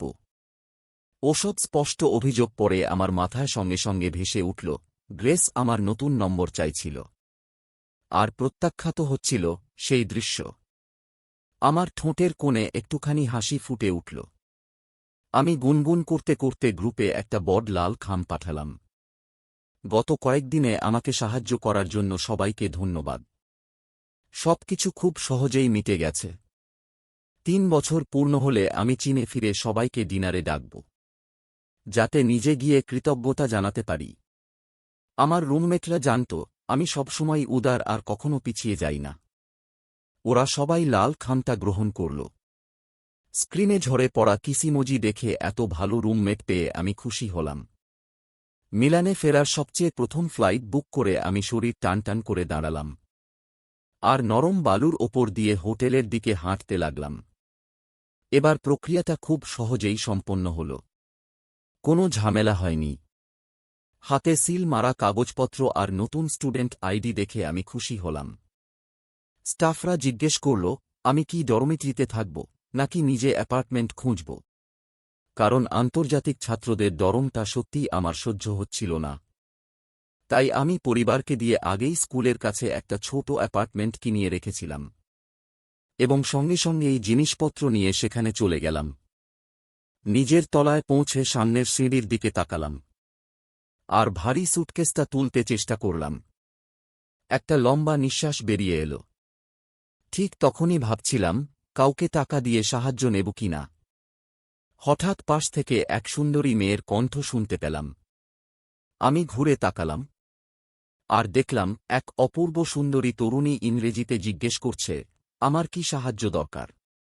আমি তাড়াতাড়ি মাথা নাড়লাম, আর সে আমার লাগেজ তুলতে সাহায্য করল। সিঁড়ি বেয়ে উঠতে উঠতে সে আমার সঙ্গে কথা বলতেই থাকল। অ্যাপার্টমেন্টের দরজায় পৌঁছাতে পৌঁছাতে আমাদের দুজনের পরিচয় হয়ে গেল। আমি স্নেহভরে তাকে ধন্যবাদ দিলাম, কিন্তু সে লাল হয়ে যাওয়া হাত দুটো দেখাল। মজা করে বলল আমি তো তোমাকে সাহায্য করেছি। শুধু একটা সিম্পল থ্যাংক ইউ হয়তো যথেষ্ট নয়। যদি সম্ভব হয় তুমি কি আমাকে তোমার বিজনেস কার্ড দিতে পারো। এই অনুরোধ শুনে আমি এক মুহূর্ত থমকালেও দ্রুত সাড়া দিয়ে ব্যাগে খুঁজতে লাগলাম। ভালো করে খুঁজেও খুঁজে পেলাম না কোথায় রেখেছি। আমি শুধু ক্ষমা চেয়ে বলতে পারলাম, সরি। সুন্দরী মেয়েটা বলল, সমস্যা নেই। কোথা থেকে একটা কলম বের করে সে নিজের হাত আমার দিকে বাড়িয়ে দিল। তুমি কি আমার হাতে তোমার ফোন নম্বর লিখে দিতে পারো? আমি কয়েক সেকেন্ড দ্বিধায় ছিলাম, তারপর কলমটা নিয়ে নিলাম। জেডের মতো সরু সেই হাতে আমি সংখ্যার একটা লম্বা সারি লিখে দিলাম। নতুন অ্যাপার্টমেন্টে ওঠার পর আমি কয়েকদিন খুব ব্যস্ত ছিলাম। শেষমেশ জায়গাটা ভালো করে গুছিয়ে নিলাম। সেই সন্ধ্যায় খবর পেলাম, সব আন্তর্জাতিক এক্সচেঞ্জ ছাত্রছাত্রী রেজিস্ট্রেশন শেষ করেছে। আগামীকাল অডিটোরিয়ামে একটা ওয়েলকাম সেরিমনি হবে। সময়টা লিখে রেখে পরের দিন সকালেই বেরিয়ে পড়লাম। গত কয়েকদিন ফাঁকা সময়ে আমি ক্যাম্পাসে ঘুরে বেড়াতাম, কারণ স্কুলটা ছিল বিশাল। আর স্থাপত্যশৈলীগুলো ছিল প্রায় একই রকম। তবু আমি প্রায়ই পথ হারিয়ে ফেলতাম। দেখলাম, সময় দ্রুত ফুরিয়ে আসছে। আমি যখন কাউকে পথ জিজ্ঞেস করতে যাচ্ছিলাম, ঠিক তখনই ফোনটা হঠাৎ বেজে উঠল। ওটা ছিল এক অচেনা নম্বর। এক মুহূর্ত ইতস্তত করে আমি কলটা রিসিভ করলাম। ওপাশ থেকে ভেসে এলো এক খুব চেনা কণ্ঠস্বর। রিসিভারেই, কিন্তু মনে করতে পারছিলাম না সে আসলে কে। আমি অবাক হয়ে দাঁড়িয়ে থাকতেই হঠাৎ পেছন থেকে কেউ আমার কাঁধে টোকা দিল। আমি ঘুরে দেখি, কয়েকদিন আগে যে সুন্দরী মেয়েটি আমাকে সাহায্য করেছিল সে দাঁড়িয়ে আছে। সে হাসছিল আর আমাকে স্বাগত জানাচ্ছিল। ফোনটা তখনও তার কানে ছিল। তখনই বুঝলাম, নম্বরটা তারই ছিল। আমার মুখে সঙ্গে সঙ্গে খুশির আভা ফুটে উঠল। লুসি জিজ্ঞেস করল, আমি দিবাস্বপ্নে কি ভাবছিলাম। আমি সত্যি সত্যিই বললাম, অডিটোরিয়ামের পথ নিয়ে আমার কি সমস্যা হচ্ছিল। সে সঙ্গে সঙ্গেই বলল, সেও সেদিকেই যাচ্ছে, চাইলে আমাকে পথ দেখাতে পারে। আমি তাকে একটুও সন্দেহ করিনি। আমরা দুজন গোলক ধাঁধার মতো সেই ক্যাম্পাস দিয়ে গল্প করতে করতে আর হাসতে হাসতে এগোতে লাগলাম। প্রায় 10 মিনিট হাঁটার পর লুসি সামনে একটা বিল্ডিংয়ের দিকে আঙুল তুলে দেখাল। আর বলল, আমরা পৌঁছে গেছি। আমি নিশ্চিত হতে ফোনটা বের করলাম। দেখে বুঝলাম, এটা ঠিক স্কুল থেকে পাঠানো বিল্ডিংয়ের ছবির সঙ্গেই মিলে যাচ্ছে। আমি তাড়াতাড়ি হাত নেড়ে লুসিকে ধন্যবাদ দিলাম। ওই স্বাগত অনুষ্ঠানটা প্রায় 2 ঘণ্টা চলল। অডিটোরিয়াম থেকে বেরোতেই পিঠে বেশ ব্যথা অনুভব করছিলাম। আমি ভাবছিলাম, দুপুরে কোথায় খেতে যাব। ঠিক তখনই কেউ হঠাৎ আমার সামনে এসে দাঁড়াল। লুসি হাসিমুখে আমাকে সম্ভাষণ করল। সে আমার দুপুরের খাবারের পরিকল্পনা কি সেটা জানতে চাইল। আসলে আমি তখন ঠিক এই চিন্তাতেই ছিলাম। আমার উদ্বেগ দেখে সে হাসতে হাসতে একটা রেস্টুরেন্টের পরামর্শ দিল এবং আমাকে তার সঙ্গে যেতে আমন্ত্রণ জানাল। আমি ভীষণ উচ্ছ্বসিত হয়ে পড়লাম। রাজি হয়ে আমি তার পিছু পিছু স্কুলের বাইরে বেরিয়ে গেলাম। রেস্টুরেন্টের দরজায় পৌঁছে সে বলল, আশা করি আজ আমরা দারুণ একটা খাবারের অভিজ্ঞতা পাব। আর আমি চাইনিজ খাবারও চেখে দেখতে চাই। সেই কারণেই আমি এই রেস্টুরেন্টটা বেছে নিয়েছি। সে এতটা যত্নশীল হবে এটা আমি ভাবিনি। আর তার এই আন্তরিকতা আমি ফিরিয়ে দিতে চাইনি। হেসে আমি বললাম, তাহলে এই জায়গাতেই যাই। এখানে আমি কিছুটা হোস্টের ভূমিকা নিতে পারি। বিলটা আমাকেই সামলাতে দাও। আমি আজ দারুণ সময় কাটাতে চাই। আমি এই খাবারের বড় ভক্ত। আশা করি তোমাকে ভালো একটা চাইনিজ ডাইনিং অভিজ্ঞতা দিতে পারব। রেস্টুরেন্টে ঢুকেই আমরা গল্প করতে করতে একটা আসন খুঁজে বসলাম। আমি লুসির সামনে মেনুটা ধরে দেখাতে লাগলাম। ও প্রতিটা পদ নিয়ে বেশ আগ্রহ দেখাচ্ছিল। আমি একে একে সব বুঝিয়ে দিলাম। তারপর আমরা 5টা পদ অর্ডার করলাম। তার প্রাণবন্ত অথচ ভদ্র স্বভাবের জন্য এই খাবারটা সত্যিই অনেক বেশি উপভোগ্য হয়ে উঠেছিল। আমরা পূর্ব আর পশ্চিমের সাংস্কৃতিক পার্থক্য নিয়ে কথা বললাম এবং স্কুলে সম্প্রতি ঘটে যাওয়া অনেক মজার বিষয় নিয়েও আলোচনা করলাম। খুব দ্রুতই আমরা একে অপরকে চিনে ফেললাম। লাঞ্চের পর লুসি আমাকে আমার অ্যাপার্টমেন্ট পর্যন্ত পৌঁছে দিয়েছিল। বিদায়ের সময় সে একটু সংকোচের মুখ করে ভদ্রভাবে উইকেন্ডের একটা নিমন্ত্রণ জানাল।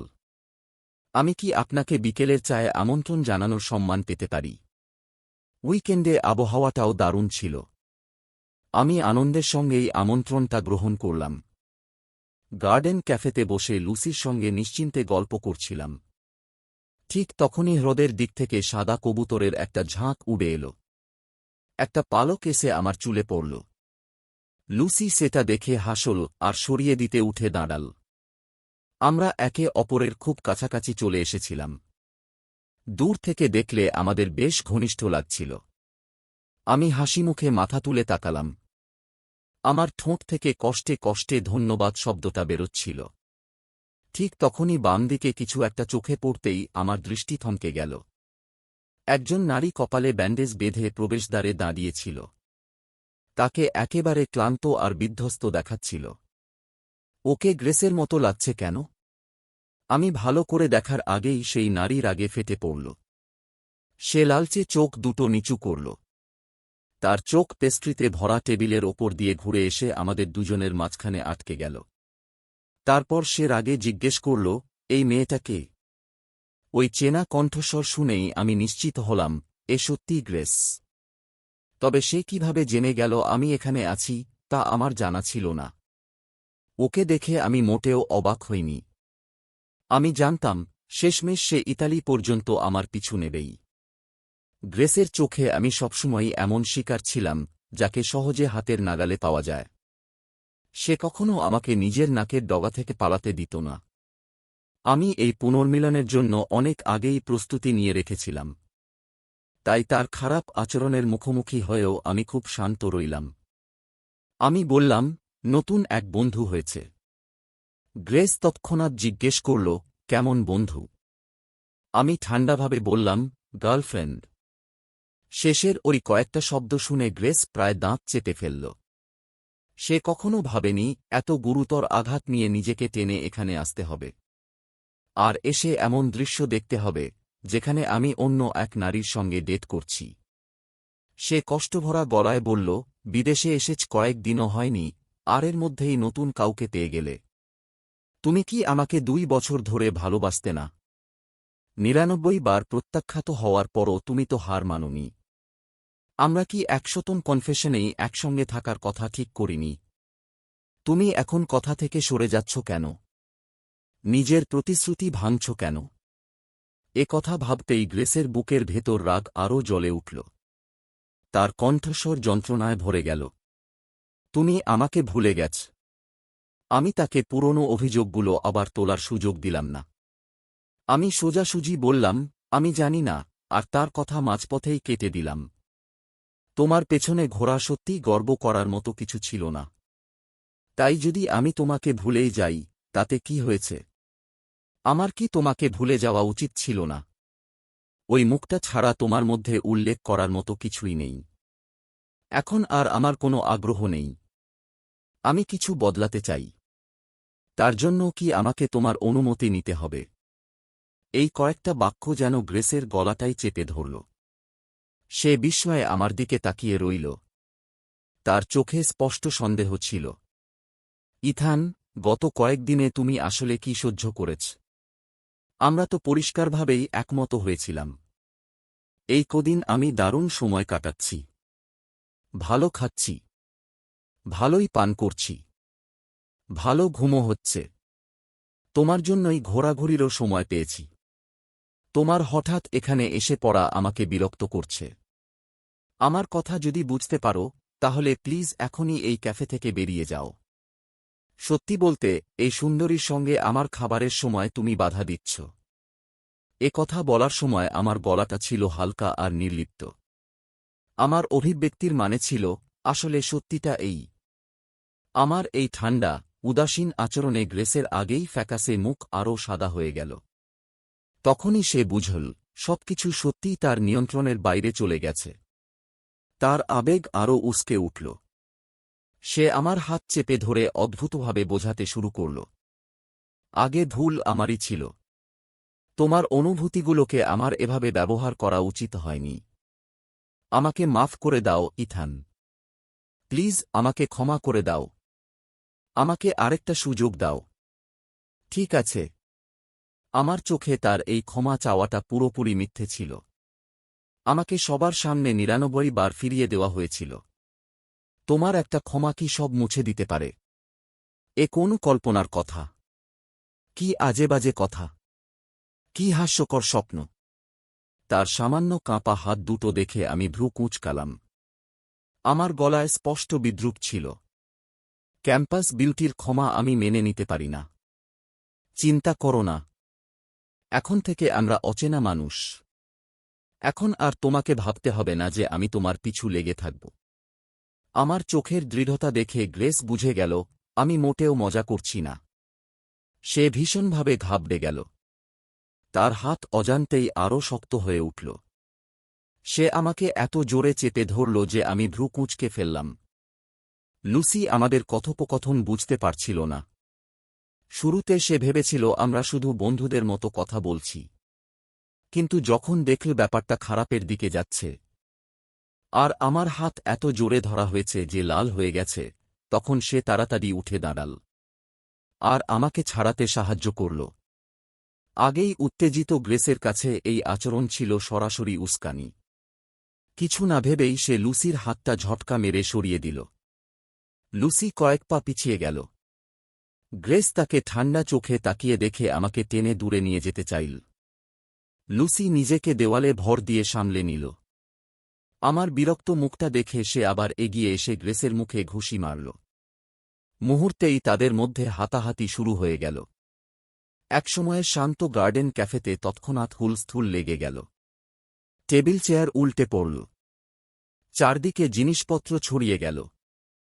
পাশের ফুলের টবগুলো পরে ভেঙে গেল। অনেক গ্রাহক জড়িয়ে পড়ার ভয়ে দরজা দিয়ে দৌড়ে বেরিয়ে গেল। দ্বিতীয় তলায় থাকা দোকানমালিক সঙ্গে সঙ্গে পুলিশে ফোন করল। শহরের মাঝখানে হওয়ায় পুলিশ দ্রুত এসে আগে ফুঁসতে থাকা দুজনকে আলাদা করল আর দুজনকেই থানায় নিয়ে গেল। গ্রেসের মাথার ব্যান্ডেজ ছিঁড়ে গিয়েছিল, তাই ভয়ানক ক্ষতটা দেখা যাচ্ছিল। এটা দেখে পুলিশ অফিসাররাও কেঁপে উঠল। তাদের মনে হল লুসি যেন কোনো আহত রোগীকে হুমকি দিচ্ছে। লুসি তাকে বোঝানোর জন্য অনেক চেষ্টা করল। গ্রেসও এক চুলও পিছিয়ে আসছিল না। সে জোর দিয়েই বলছিল আগে আক্রমণ করেছিল লুসি। দুজনেই অনেকক্ষণ ধরে তর্ক করে গেল, এতটাই যে অফিসের লোকদের কানের পর্দা ফেটে যাওয়ার উপক্রম হয়েছিল। কে ঠিক আর কে ভুল তা বুঝে উঠতে না পেরে শেষে তারা সাহায্যের জন্য শুধু আমাকেই জিজ্ঞেস করতে পারল, কারণ একমাত্র প্রত্যক্ষদর্শী ছিলাম আমি। স্যার, ঘটনাস্থলে ঠিক কি হয়েছিল আপনি কি বলতে পারবেন প্লিজ? এই প্রশ্ন শুনে দুজন একসঙ্গে ঘুরে দাঁড়াল আর অস্থির চোখ দুটো আমার ওপর গিয়ে থামল। ওরা মারামারি শুরু করার মুহূর্তেই আমি আঘাত এড়াতে সরে একপাশে দাঁড়িয়েছিলাম। পুরো লড়াইটা জুড়ে আমি শুধু দেখেছি ওরা একে অপরের ওপর রাগ ঝাড়ছে। আমি একটা কথাও বলিনি, কিন্তু এবার আমি আর নিজেকে আটকাতে পারলাম না। তাই বিন্দুমাত্র দ্বিধা করলাম না। আমি চোখ না পিটপিটিয়েই হাত তুললাম আর গ্রেসের দিকে আঙুল তুললাম। প্রথমে সেই এগিয়ে গিয়ে তাকে ধাক্কা মেরেছিল। এ কথা শুনে গ্রেস যেন সেখানেই জমে গেল। আমি তাকে দোষী বলবো এটা সে বিশ্বাসই করতে পারছিল না। সে সরাসরি আমার দিকে তাকাল। তার গলাও কাঁপছিল। আমি তো শুধু তাকে একটু ধাক্কা দিয়েছিলাম। স্পষ্টই তো ছিল আগে হাত তুলেছিল সেই। ইথান, তুমি এটা কেন করবে? তার কথা হঠাৎ করেই থেমে গেল। গ্রেসের মনে হঠাৎ এক মুহূর্তে সত্যিটা ধরা দিল। সে হঠাৎই বুঝে গেল আমি এমন কথা কেন বলছি। আমি তার কাছ থেকে প্রতিশোধ নিচ্ছিলাম। আমি তাকে মিথ্যা অভিযোগে ফাঁসার সেই যন্ত্রণা অনুভব করাচ্ছিলাম। এটা বুঝতেই সে আরেকটি কথাও বলতে পারল না। শুধু মনে হচ্ছিল তার বুকটা যেন শক্ত হয়ে গেছে। সে ঠিকমতো শ্বাসই নিতে পারছিল না। পুলিশ চীনা ভাষা বুঝত না, তাই তারা আমাকে অনুবাদ করতে বলল। আমি সরাসরি আমাদের সম্পর্কটা পরিষ্কার করে দিলাম। আমি আর লুসি একসঙ্গে খাচ্ছিলাম। সে জোর করে ঢুকে পড়ে পুরো ঝামেলা পাকিয়ে দিল। আমার ইচ্ছের বিরুদ্ধে আমাকে টেনে নিয়ে যেতে চেয়েছিল। তারপর সে আরেকজনকে ধাক্কাও দিয়েছিল। সেই কারণেই দুজনের মধ্যে হাতাহাতি শুরু হয়। গ্রেসের মনে যে শেষটুকু আশা বেঁচেছিল সেটাও নিভে গেল। সে মুখ খুলল। তার গলা ভারী আর অসহায় শোনাচ্ছিল। তুমি আর কখনো আমার পাশে দাঁড়াবে না, তাই তো? আমি তাকে ঘৃণার দৃষ্টিতে দেখে ঠান্ডা হাসলাম। আমি একজন সৎ মানুষ। আমি শুধু সত্যের পক্ষেই দাঁড়াই। তবু গ্রেস হার মানল না। সে আবারও একটা প্রশ্ন করল। আজ যদি আগে সে আমায় ধাক্কা দিত, তবুও কি তুমি সত্যিটাই বলতে? এটাও আবার প্রশ্ন নাকি? আমরা কি খুব কাছের কেউ, নাকি আর কিছু? লুসি তরুণী আর খুবই নরম সংবেদনশীল মেয়ে। অবশ্যই আমাকে আমার বন্ধুর দিকটাই আগে দেখতে হবে। ওই কথা শুনে সে আমাকে যেভাবেই দেখে থাকুক, তাতে আমার কিছুই যায় আসেনি। সে কি অভিব্যক্তি দিল, তাতেও আমার কিছুই যায় আসেনি। আমি সরে এলাম, সাক্ষ্য দিলাম, আর তাড়াতাড়ি নজরদারির ফুটেজও জোগাড় করলাম। সত্যিটা খুব দ্রুতই সামনে চলে এল। গণ্ডগোল করা বিদেশি নাগরিক হিসেবে গ্রেসকে আটক করা হয়েছিল।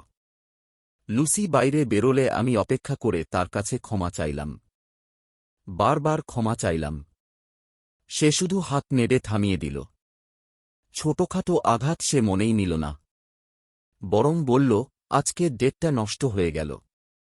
সে চাইল আগামী সপ্তাহে আবার আমার সঙ্গে বাইরে যেতে। আমি বিষয়টা মন দিয়ে ভেবে দেখলাম। লুসি সত্যিই খুব সুন্দরী ছিল। কিন্তু আজকের ঘটনার পর তাকে ততটা পরিণত মনে হচ্ছিল না। আমি জানতাম গ্রেস আবার সামনে আসবেই, আর বিষয়টা সহজে ছাড়বে না। আর আমি এই ঝামেলায় লুসিকে টেনে আনতে চাইনি। তার ওপর আবার থানায় গিয়েও সময় নষ্ট করতে চাইনি। আমি বুঝতে পারছিলাম আমার প্রতি তার উদ্দেশ্য একটু অন্যরকম। এখনকার আমি আর না ভেবে কোনো কাজ করি না। তাই শেষ পর্যন্ত আমি তাকে নরমভাবে না করে দিলাম। এদিকে গ্রেস বহুক্ষণ ধরে যোগাযোগের সূত্র খুঁজে বেড়াল। অবশেষে সে এমন একজনকে পেল যে তাকে সাহায্য করল। তারপর সে একা একা রাস্তায় উদ্দেশ্যহীনভাবে হাঁটতে লাগল। কোথায় যাবে সেটাও সে জানত না। সাম্প্রতিক সব ঘটনাই ভাবলেই তার মনে হচ্ছিল যেন বুকের ভেতরটা আগুনে পুড়ে যাচ্ছে। তীব্র যন্ত্রণা আর প্রবল অনুশোচনা ঢেউয়ের মতো এসে ভেঙে পড়ছিল। সব মিলিয়ে তাকে পুরোপুরি ডুবিয়ে দিল। সে মরিয়া হয়ে আমার ৯৯তম স্বীকারোক্তির দিনটায় ফিরতে চাইছিল। সেই মুহূর্তেই আমার সঙ্গে থাকার জন্য রাজি হতে চাইছিল। নিজের সত্যিকারের অনুভূতিগুলো বলে দিতে চাইছিল। তাহলে পরে আর কোনো গোলমালই হতো না। আমিও তার ওপর থেকে আশা ছেড়ে দিতাম না। আমরা একসঙ্গে থাকতে পারতাম। কিন্তু গভীর রাতের ঠান্ডা হাওয়া আর বৃষ্টি তার কল্পনাগুলো চূর্ণ করে দিল। টুপটাপ পড়তে থাকা বৃষ্টি দেখে শেষে সে বুঝল সবকিছু এমন জায়গায় পৌঁছেছে যেখান থেকে আর ফেরার পথ নেই। তবু সে হার মানতে রাজি ছিল না। সে ২ বছর ধরে লুকিয়ে ভালোবেসেছিল। ২ বছর ধরে অপেক্ষাও করেছিল। নিজের সব আশা সে ভাঙতে দিতে রাজি ছিল না। সে শপথ করল আমাকে ফিরে পাওয়ার সব উপায় সে খুঁজে বের করবে। যেমনভাবে একদিন আমি তার পিছু নিয়েছিলাম। শুধু একবার ক্ষমা পাওয়ার জন্য সে শত রকম ভক্তি আর আন্তরিকতা দেখাবে। একবারই যথেষ্ট হবে। পরের আধা মাস আমি গ্রেসকে আর দেখিনি। জীবন আবার স্বাভাবিক ছন্দে ফিরল। এরপর লুসি আমাকে আরও ২বার ডেটে যাওয়ার প্রস্তাব দিয়েছিল। আমি না বলার পর আমাদের সম্পর্ক সেখানেই থেমে গেল। এই ছোট্ট রোম্যান্সটা নিয়ে আমার কোনো আফসোস ছিল না। আমার স্বাভাবিক সামাজিক আর একাডেমিক জীবন বেশ ভালোই চলছিল। এই বিদেশি মাটিতে আমি রান্নারও কিছু কৌশল শিখে ফেলেছিলাম। তাই আমি খুব তাড়াতাড়ি মানিয়ে নিতে পেরেছিলাম। আন্তর্জাতিক ছাত্রছাত্রীদের মহলেও। আমি যখন প্রায় গ্রেসকে ভুলতে বসেছি, তখনই সে আবার হঠাৎ সামনে এল। অনেকগুলো গাড়ি, গোলাপ আর বেলুন নিয়ে। স্কুলে আমাকে আটকে রেখে চারদিকের কৌতূহলী চোখের সামনে দাঁড়াল। আমি কিছুক্ষণ নির্বাক হয়ে গেলাম। গ্রেস অবশ্য আমার মুখের অভিব্যক্তি পুরো উপেক্ষা করল। সে সুযোগটা লুফে নিল, মনের ভেতর লুকিয়ে রাখা সব কথা উজাট করে দেওয়ার জন্য। এথান, যদি আমিও তোমার পেছনে ১০০ বার ঘুরি, তুমি কি আমায় আরেকটা সুযোগ দেবে? কয়েক মাস আগে যদি এই কথাগুলো শুনতাম হয়তো আমার চোখে জল এসে যেত। কিন্তু এখন আমি কিছুই অনুভব করছিলাম না। আমি সত্যিই বিশ্বাস করতে পারছিলাম না। আমি সত্যিই বিশ্বাস করতে পারছিলাম না আমি এত নিচু মানের কথা বলতে পারতাম। তখন কি সত্যিই আমার মধ্যে এমন উন্মাদনা ছিল যে সবার সামনে বারবার এসব বলতে পারতাম? সেই দিনগুলোর কথা মনে পড়লেও এখন আর মধুর স্মৃতি জাগে না। শুধু তাকালেই ভীষণ কষ্ট হয়। যদি সময়ে ফিরে যাওয়ার একটা সুযোগ পেতাম, তাহলে প্রথম দেখাতেই গ্রেসের প্রেমে না পড়ার জন্য প্রাণপণ চেষ্টা করতাম। সরাসরি ওর আসল চেহারাটা দেখিয়ে দিতাম। এতদিন ধরে এমন বোকামি করতাম না। 2 বছর, 700রও বেশি দিন, এমন একজনের জন্য নষ্ট করা সত্যিই আফসোসের। এখনও সেটা ভেবে আমার আফসোস হচ্ছিল। সামনের মানুষের কথা না শুনে, এতক্ষণ অপেক্ষা করেও জবাব না পেয়ে গ্রেসের বুক আরও বেশি অস্থির হয়ে উঠল। তার পুরো ব্যবহারটাই ছটফানিতে ভরে গেল। সে চারদিকে তাকাতে লাগল। ভাবছিল কোথাও কি সে কিছু ভুল করেছে। কিন্তু সব খুঁটিয়ে দেখেও কোনো ত্রুটি পেল না। সে শুধু আতঙ্কিত চোখে আমার দিকে তাকিয়ে রইল। সে চোখ নামাতেই আমি ইচ্ছে করেই তার দৃষ্টি এড়িয়ে ঘুরে দাঁড়ালাম, আর দূরে কাউকে দেখে হাত নাড়লাম। আমার গলায় ছিল হালকা বিস্ময়। এই স্টেলা, তোমরা কোথায় যাচ্ছ? আমার দৃষ্টি অনুসরণ করেই সে বুঝল আমি আসলে অন্য কাউকে অভিবাদন জানাচ্ছি। এমন উপেক্ষায় গ্রেসের বুক হঠাৎ কেঁপে উঠল। তার মুখের রং সঙ্গে সঙ্গেই খারাপ হয়ে গেল। দাঁত চেপে সে কিছু কথা বের করার চেষ্টা করছিল। আমার মনোযোগ আবার নিজের দিকে টানতে চাইছিল। ইথান। সে কথা শেষ করার আগেই স্টেলা নামের মেয়েটি এগিয়ে এল। তার গলাটা কেমন যেন চেনা লাগছিল। ইথান, আমরা ক্যাম্পিংয়ে যাওয়ার প্ল্যান করছি। তুমি কি আমাদের সঙ্গে যাবে? আবহাওয়াও পরিষ্কার ছিল। সপ্তাহান্তে আমার অন্য কোনো পরিকল্পনা ছিল না। আর সামনে এই বড় ঝামেলাও দাঁড়িয়েছিল। না বলার মতো কোনো কারণ আমার ছিল না। তাই খুশি মনেই রাজি হয়ে গেলাম। স্টেলা যেন আগেই ভেবেছিল আমি রাজি হব। সে নিজেই আমার হাত থেকে ব্যাগটা নিয়ে নিল। আমি তাকে বাধা দিলাম না। সরাসরি ব্যাগটা তার হাতে দিয়ে হেসে তার সন্ধ্যার প্ল্যান সম্পর্কে জিজ্ঞেস করলাম। আমরা কেউই গ্রেসের দিকে তাকালাম না। কথা বলতে বলতে ক্যাম্পিং দলের সঙ্গে মিশে গেলাম। লোকজনের দলটা ধীরে ধীরে সরে যেতে দেখে গ্রেসের মুখ একেবারে ফ্যাকাসে হয়ে গেল। সে শক্ত করে মুঠি বাঁধল। স্টেলার দিকে আগুন ঝরা চোখে তাকিয়ে রইল। রাগ আর ঈর্ষায় তার চোখ ভরে উঠেছিল। গ্রেস আমাদের পিছু নিয়ে নদী পেরিয়ে বাইরে পর্যন্ত এল। ওপাশে যা যা হচ্ছিল সব সে স্পষ্ট দেখতে পাচ্ছিল। 7-8 জন বিদেশি ছাত্র একসঙ্গে বারবিকিউ করছিল, আড্ডা দিচ্ছিল, নানা পার্টি গেম খেলছিল। সবাই ভীষণ আনন্দে ছিল। কিন্তু সে তাদের মধ্যে মিশে যেতে পারল না। শুধু দূর থেকে তাকিয়েই থাকতে হল। আর যতই দেখছিল, তার বুকটা ততই বেশি ব্যথা করছিল। আমি যাই করি না কেন, স্টেলা নামের সেই মেয়েটাই আমার পাশে থাকত। আমাদের মাঝের দূরত্ব কখনোই 10 কদমের বেশি হয়নি। বরং আমরা আরও কাছাকাছি চলে আসছিলাম। এই ঘনিষ্ঠতা ছিল অন্যরকম, একেবারেই সবার থেকে আলাদা। গ্রেসের চোখ ঈর্ষায় লাল হয়ে উঠল। ইচ্ছে হচ্ছিল ছুটে গিয়ে আমাকে টেনে নিয়ে আসে। কিন্তু সে খুব ভালো করেই জানত, সত্যিই যদি তা করে আমি ভীষণ রেগে যাব। সে চাইছিল না আমাদের সম্পর্ক আরও খারাপ হোক। তাই আগুনে আর ঘি ঢালার সাহস পেল না। বুক আর ফুসফুসে জ্বলা সেই যন্ত্রণাগুলো সে শুধু গিলে ফেলতে পারল। নিজেকেই বোঝাতে লাগল সহ্য করতেই হবে। এই সহ্য করা টানা 6 ঘণ্টা চলল। আকাশ ধীরে ধীরে কালো হয়ে এল। ওপাশে তারা আগুন জ্বেলে পার্টি শুরু করল। চারদিক খুব জমজমাট ছিল। হয়তো বেশ শব্দ হচ্ছিল। এসবের সঙ্গে আমার অভ্যাস নেই, তাই হাওয়া খেতে একাই নদীর ধারে চলে গেলাম। সুযোগ বুঝে গ্রেস এসে আমাকে ডাকল। ইথান, তোমাকে কিছু কথা বলতে চাই। আজ আমার মুড ভালো ছিল, কিন্তু ওকে দেখেই সেটা নষ্ট হয়ে গেল। তাই আমার গলাও বিশেষ ভালো ছিল না। দুঃখিত, সত্যি বলতে আমি শুনতে চাই না। এটা বলে আমি সরে যেতে চাইলাম। গ্রেস সঙ্গে সঙ্গে ঘাবড়ে গিয়ে আমার হাত চেপে ধরল। তার চোখে অনুনয়ের ছাপ ছিল। শুধু আমাকে কয়েক মিনিট দাও ইথান। কিছু কথা আছে যা আমি অনেক দিন ধরে বলতে চাইছিলাম। এটা শুনে আমি অবশেষে তার দিকে তাকালাম। আমার মুখে ছিল হালকা ব্যঙ্গের হাসি। এত পুরনো আবার কি কথা? আমাকে এটা বলো না যে প্রথম দেখাতেই তুমি আমার প্রেমে পড়েছিলে। এমন কোনো হাস্যকর গল্প শোনাতে এসেছ? 2 বছর আগের কথা তুলতেই আমার গলায় কটাক্ষ আরও স্পষ্ট হয়ে উঠল। যেন বাজ পড়ল গ্রেসের ওপর। সে পুরোপুরি জমে গেল। এটা সত্যি নয় ইথান, আমি সত্যিই তোমাকে পছন্দ করি। আমার আশেপাশের সবাই এটা জানে।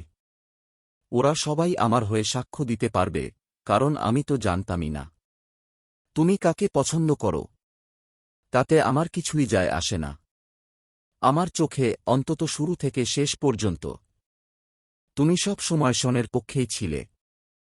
তোমার উচিত তার কাছে গিয়ে নিজের ভক্তির কথা স্বীকার করা, তার প্রতি নিজের আনুগত্যও দেখানো।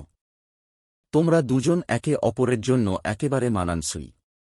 শুরু থেকে শেষ পর্যন্ত সবকিছুই আমার কাছে ভীষণ ঘৃণ্য লেগেছে। আমার মুখের স্পষ্ট ঘৃণাই গ্রেসকে ভেঙে দেওয়ার শেষ আঘাত হয়ে দাঁড়াল।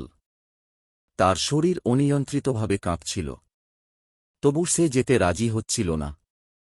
একগুঁয়েভাবে আমাকে থামানোর চেষ্টা করছিল। ওর সঙ্গে আর জড়ানোর ধৈর্য আমার ছিল না। আমি সরাসরি হাত ছাড়িয়ে চলে যাওয়ার জন্য ঘুরে দাঁড়ালাম। আমাদের হাত ছাড়ার সেই মুহূর্তেই তার মনে হল সে যেন সব হারিয়ে ফেলছে। একটা হালকা ব্যথা তার বুকে বিঁধল। শরীরের সব শক্তি যেন নিঃশেষ হয়ে গেল। টলতে টলতে পড়ে যাওয়ার মতো হয়ে পড়ল। আমি পুরোপুরি নির্বিকারই রইলাম। হালকা পায়ে আবার ভিড়ের দিকে হাঁটতে লাগলাম। একবারও পেছনে ফিরে তাকাইনি। ভেবেছিলাম সব সত্যি সামনে এলে গ্রেস শেষমেশ হাল ছেড়ে দেবে। কিন্তু খুব দ্রুতই বুঝলাম মেয়েটার মাথা একেবারেই ঠিক নেই। আমি কেবল ওকে না দেখার ভান করতাম। তাতেও কাজ না হলে আমি নিরাপত্তারক্ষীদের ডাকতাম, জনশৃঙ্খলা নষ্ট করার অজুহাতে ওকে সেখান থেকে সরিয়ে দিতাম। এভাবেই সামনে পেছনে পুরো স্কুলই গ্রেস কেমন মানুষ তা জেনে গেল, আর তার লাগাতার উত্ত্যক্ত করার কথাও। তাই সে যেখানেই যেত লোকজন আঙুল তুলে ফিসফিস করত। কিন্তু সে কিছুই মনে নিত না, শুধু আমার পেছনেই ঘুরে বেড়াত। তার বিশ্বাস ছিল যদি লেগে থাকে একদিন না একদিন আমাকে বদলাতে পারবে। কিন্তু বাস্তবতা তার ভাবনার চেয়ে অনেক বেশি কঠিন ছিল। আমার মধ্যে এমন কোনো লক্ষণই ছিল না যে আমি তার জন্য নরম হয়ে গেছি। বরং ওর সামনেই আমি অন্য মেয়েদের আগ্রহ গ্রহণ করতাম। আমি দেখতে ভালো ছিলাম, আর আমার ব্যক্তিত্বও খারাপ ছিল না। শুধু চেহারাতেই সবার দৃষ্টি টেনে নিতে পারতাম।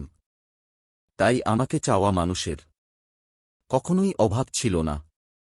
আগে গ্রেসকে নিশ্চিন্ত রাখতে আমি অন্য সব মেয়ের অনুভূতি ফিরিয়ে দিতাম, আর মন প্রাণ দিয়ে নিজেকে শুধু ওর জন্যই সঁপে দিতাম। বারবার প্রত্যাখ্যাত হতে হতে ধীরে ধীরে সে ভেতর থেকে অবশ হয়ে গেল। আমি যত কষ্টদায়ক কথাই বলি না কেন, কিংবা যেভাবেই তাকাই না কেন, তার আর হৃদয়ব্যথা হতো না। সে 1 থেকে 50 পর্যন্ত গুনত। শীত পেরিয়ে বসন্ত, তারপর গ্রীষ্মের শুরু পর্যন্ত তার মনে হতো জীবন এভাবেই চলবে। তার বিশ্বাস ছিল সে আর কখনো এমন করবে না। হয়তো শতবার সুযোগ এলেও না। গ্রেস কখনো হার মানার পরিকল্পনা করেনি। কিন্তু ঠিক যখন তার মনে হল সে সত্যিই এটা পারবে, আর সবকিছু হালকাভাবে নিতে শুরু করল। ঠিক তখনই এক অনাকাঙ্ক্ষিত পরিবর্তন এল।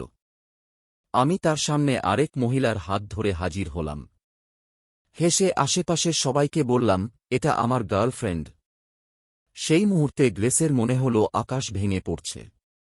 সে ভেবেছিল আমি শুধু ওইসব মেয়েদের নিয়ে খেলছি, ওকে দেখানোর জন্যই একটা নাটক করছি। সে কখনো ভাবেনি আমি সত্যিই কাউকে গ্রহণ করব। সবকিছু চোখের সামনে ঘটতেই তার মাথায় রক্ত চড়ে গেল। সে সঙ্গে সঙ্গে সব হুঁশ হারিয়ে ফেলল। সোজা সামনে এগিয়ে গেল। সে জবাব চাইছিল, কিন্তু সে কাছে পৌঁছানোর আগেই টহলরত নিরাপত্তারক্ষীরা মানবদেয়াল তুলে তাকে আটকাল। লাল চোখে সে জোরে চিৎকার করে বলল, কেন? 1 সেকেন্ডের জন্য আমার দৃষ্টি ওর ওপরেই স্থির রইল। আমার গলায় কোনো ভাবই ছিল না। আমি তরুণ আর ধনী। আমার হাতে ভীষণ ফাঁকা সময়। সুন্দরী নারীদের ডেট করলে তাতে দোষটা কোথায়? এটা কি তোমাকে কষ্ট দিচ্ছে? এরপর অনেক দিন ধরে গ্রেস ভীষণ ভেঙে পড়েছিল। সেবারে একা একা মদ খেত। রাতের পর রাত অচেতন হয়ে পড়ে থাকত। খোঁজ নেওয়ার মতো কেউ ছিল না। প্রতি সকালে ঘুম ভাঙলে সে চারপাশের শূন্যতাকেই দেখত। চারপাশের পরিবেশটাও ছিল ফাঁকা আর নিঃসঙ্গ। বাড়ি থেকে অনেক দূরে, আত্মীয়বন্ধুহীন, একেবারে একা থাকার যন্ত্রণায় সে ডুবে যেত। একতরফা প্রেমের যন্ত্রণা তার বুকে কাঁটার মতো বিঁধেছিল। গলিয়ে ফেলার কোনো পথই ছিল না। কখনো কখনো খুব বেশি মদ খেলে তার মনে বেপরোয়া একটা চিন্তা আসত। সে আমাকে খুঁজে বের করতে চাইত। আমার কাছে এসে ব্রেকআপের জন্য অনুরোধ করতে চাইত। কিন্তু যতবারই সে আমার কাছে এসেছে, আমাকে নতুন গার্লফ্রেন্ডের হাত ধরে হাসতে খিলখিল করতে দেখেছে, তখন আর এক পা এগোনোর সাহস তার থাকত না। গ্রেস আমাকে 2 বছর ধরে চিনত, কিন্তু আমার মুখে এমন সুখী হাসি সে কখনো দেখেনি। কারণ আমরা একসঙ্গে যে সময় কাটিয়েছি তাকে সাধারণও বলা যায় না। সত্যি বলতে, সেগুলো ছিল প্রতিদিনের কষ্টের স্মৃতি, যেগুলোর দিকে ফিরে তাকানো কঠিন। শুধু একবার আমাকে অন্য কারো সঙ্গে দেখে তার এত কষ্ট হয়েছিল। তাহলে আগে যখন আমি তাকে সোনের সঙ্গে দেখতাম, আমার কেমন লাগত? এখন কি সত্যিই গ্রেস সহানুভূতি দেখাতে পারে? কিন্তু ততক্ষণে সবকিছু অনেক দেরি হয়ে গেছে। সে বন্ধু আর পরিবারের পরামর্শ কিছুই শুনল না। সে মিলানেই থেকে যাওয়ার জেদ ধরল। কোনো না কোনো সমাধান খুঁজে বেড়াতে লাগল। দিনগুলো লম্বা হলেও অদ্ভুতভাবে খুব দ্রুত কেটে যাচ্ছিল। অবশেষে গ্রীষ্মের তাপ কোমল। তখন গ্রেস শেষমেশ আমার ব্রেকআপের খবর পেল। প্রথমে সে বিশ্বাসই করতে সাহস পেল না, যতক্ষণ না লোকজনকে বারবার সেটা বলতে শুনল। তখনই সে বুকে চেপে রাখা সেই আনন্দটাকে বাইরে আনতে সাহস করল। হাসিমুখে সে আমাকে খুঁজতে গেল। আমাকে সান্ত্বনা দিতে চেয়েছিল। কিন্তু আবারও সবকিছু তার কল্পনার বাইরে চলে গেল। আমার মধ্যে দুঃখের কোনো চিহ্নই ছিল না। আমি তাকে যেভাবে দেখলাম, সেটা মাস কয়েক আগের মতোই ছিল। যেন আমি হাওয়ার দিকেই তাকিয়ে আছি। গ্রেসের মুখের হাসি জমে গেল। সে দ্বিধায় আমাকে জিজ্ঞেস করল, আমার সঙ্গে কি কিছু খারাপ হয়েছে? আমার কাছে এই সম্পর্কটা আসলে শুধু শারীরিক আকর্ষণের উপরই দাঁড়িয়েছিল। আমি শুধু সেই সুন্দর মুখের টানেই তার দিকে গিয়েছিলাম।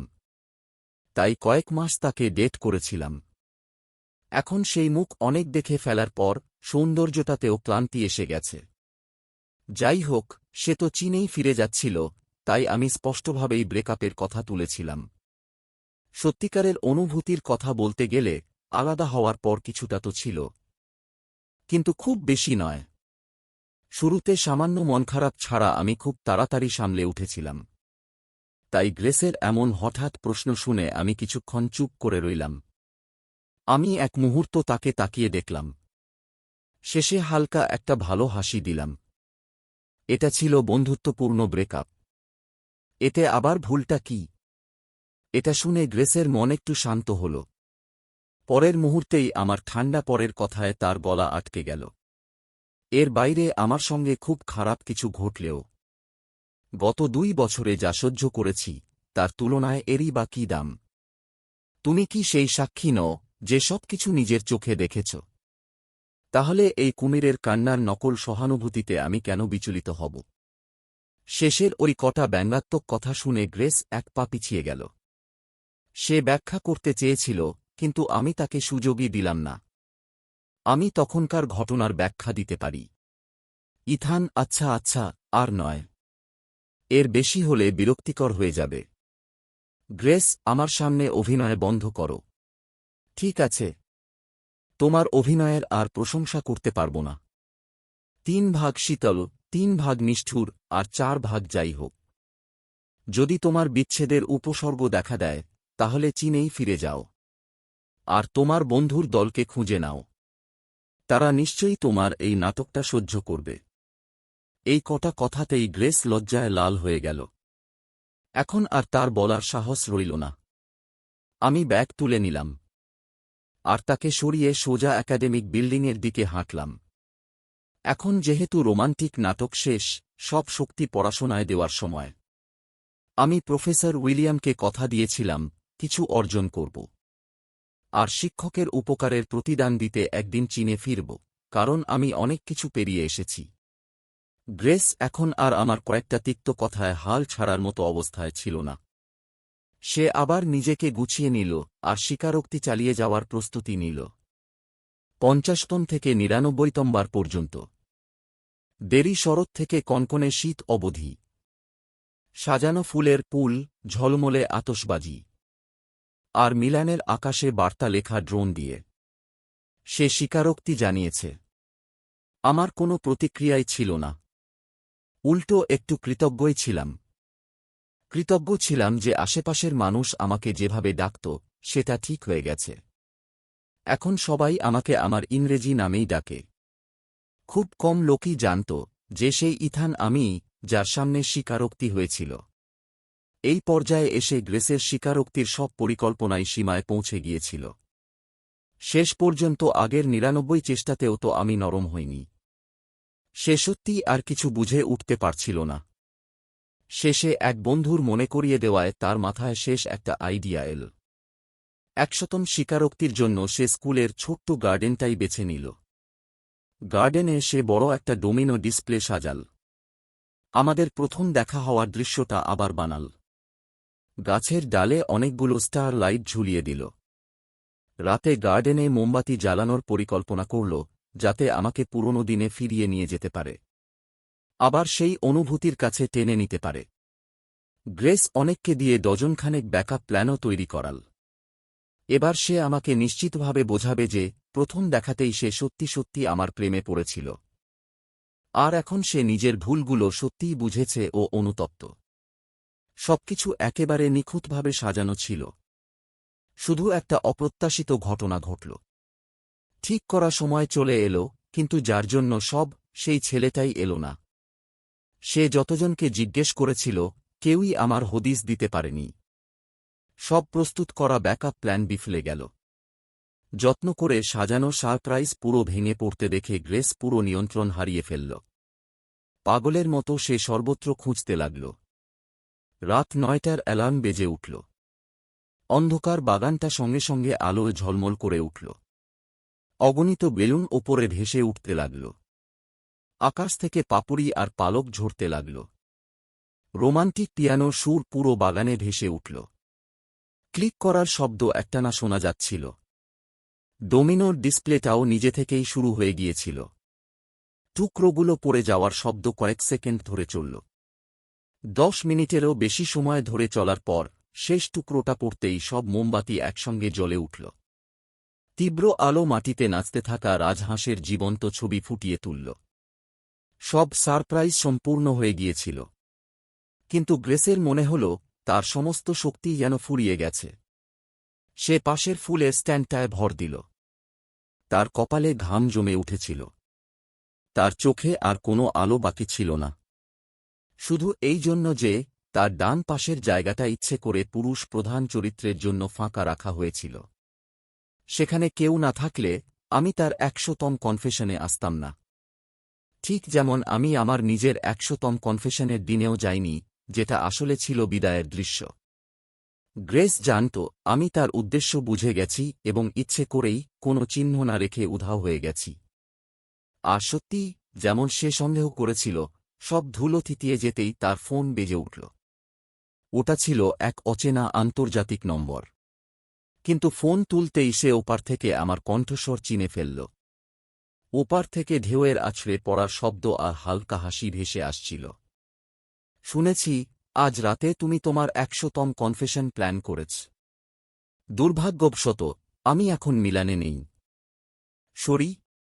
চেনা কণ্ঠস্বর শুনে গ্রেসের পুড়ে ছাই হয়ে যাওয়া হৃদয়ে যেন সামান্য প্রাণ ফিরে এল। সে গলার ব্যথা আর রাগ চেপে রাখল। উদাসীন গলায় বলল, এতে কিছু যায় আসে না। তুমি শুধু আমাকে ফোন করতে রাজি হয়েছ, এতেই আমি খুব খুশি। তুমি চাইলে আমি ১০১তম, এমনকি আরেকটা কনফেশনও প্রস্তুত করতে পারি। তার গলায় লুকানো আশার সুর ছিল। মনে হচ্ছিল সে যেন আগেভাগেই স্বপ্ন দেখছে আমি তাকে ক্ষমা করে দেব। আমি তাকে এমন ভ্রান্ত আশা দিতে চাইনি। সামনের উত্তাল সমুদ্রের দিকে তাকালাম আমি, আর শরীরে পড়া উষ্ণ রোদ আমার কণ্ঠে এক ফোঁটা আনন্দ মিশিয়ে দিচ্ছিল। তার দরকার হবে না। আজ আমি তোমাকে শুধু দুটো কথা বলার জন্য ফোন করেছি। গ্রেসের গলা শুকিয়ে গেল। ফোন ধরা তার হাত আরও শক্ত হয়ে উঠল। তার চোখে আবার আলো জ্বলে উঠল, হয়তো হঠাৎ বেড়ে ওঠা আশায়, না হয় মোমের আলোয়ের দুলতে থাকা প্রতিফলনে। প্রথম কথাটা হলো একটা ভালো মনে করিয়ে দেওয়া। এখন শীতকাল, আর আবহাওয়াও শুকনো।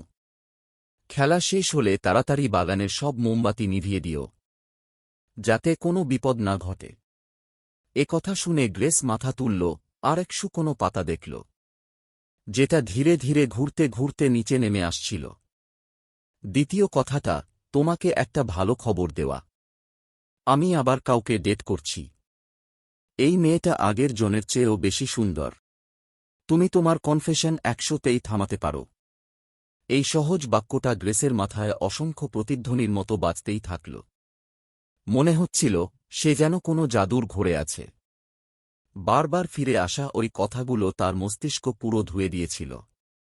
তার কপালের ভেতর ভয়ানক ব্যথা শুরু হল। তীব্র যন্ত্রণায় তার সব শক্তি সরে গেল, আর ধাক্কা লেগে ফোনটা পিছলে এক মোমবাতির স্ট্যান্ডে গিয়ে পড়ল। দুর্ভাগ্যক্রমে জায়গা বাঁচাতে আর সাজিয়ে রাখতে এই ক্যান্ডেল হোল্ডারগুলো দড়ি দিয়ে একসঙ্গে বাঁধা ছিল। একটা ক্যান্ডেল পড়তেই পাশেরগুলো একে একে পড়ে গেল। জ্বলা আগুন মাটিতে ছড়িয়ে থাকা শুকনো পাতা আর পালকে ধরে ফেলল। তারপর তা কাঠের ডোমিনো টুকরো পর্যন্ত পৌঁছে গেল। সবকিছু টুকরো টুকরো হয়ে ভেঙে পড়ল। শীতের বাতাস তখন বেশ জোরে বইছিল। কয়েকটা নিঃশ্বাসের মধ্যেই আগুন পুরো বাগান জুড়ে ছড়িয়ে পড়ল। গ্রেসের চোখে উঁচু উঁচু আগুনের শিখা প্রতিফলিত হচ্ছিল। এই উত্তাপে তার শরীরের বরফ শীতলতা পর্যন্ত কেটে গিয়েছিল। তবু সে না পালাল, না সাহায্যের জন্য চিৎকার করল। সে যেন একটা মূর্তির মতোই দাঁড়িয়ে রইল। বাগানেরই এক অংশ হয়ে গেল। এভাবেই পুরো রাত কেটে গেল। বাগানের সব গাছপালা পুড়ে ছাই হয়ে গিয়েছিল। ভালো দিক শুধু এটুকুই ছিল, কেউ হতা হয়নি। এই সারপ্রাইজ গোপন রাখার প্রস্তুতির সময় গ্রেস এলাকা ফাঁকা রাখতে সবার হাতে টাকা ধরিয়ে দিয়েছিল। তাই দুর্ঘটনার সময় সেখানে সে একাই ছিল। ফায়ার ফাইটাররা সময়মতো পৌঁছে তাকে বাঁচিয়ে ফেলেছিল, ঠিক যখন সে ধোঁয়ার মধ্যে ডুবে যেতে যাচ্ছিল। সে অল্পের জন্য বেঁচে গেলেও নিজের গাফিলতির ফল কিন্তু মুছতে পারল না।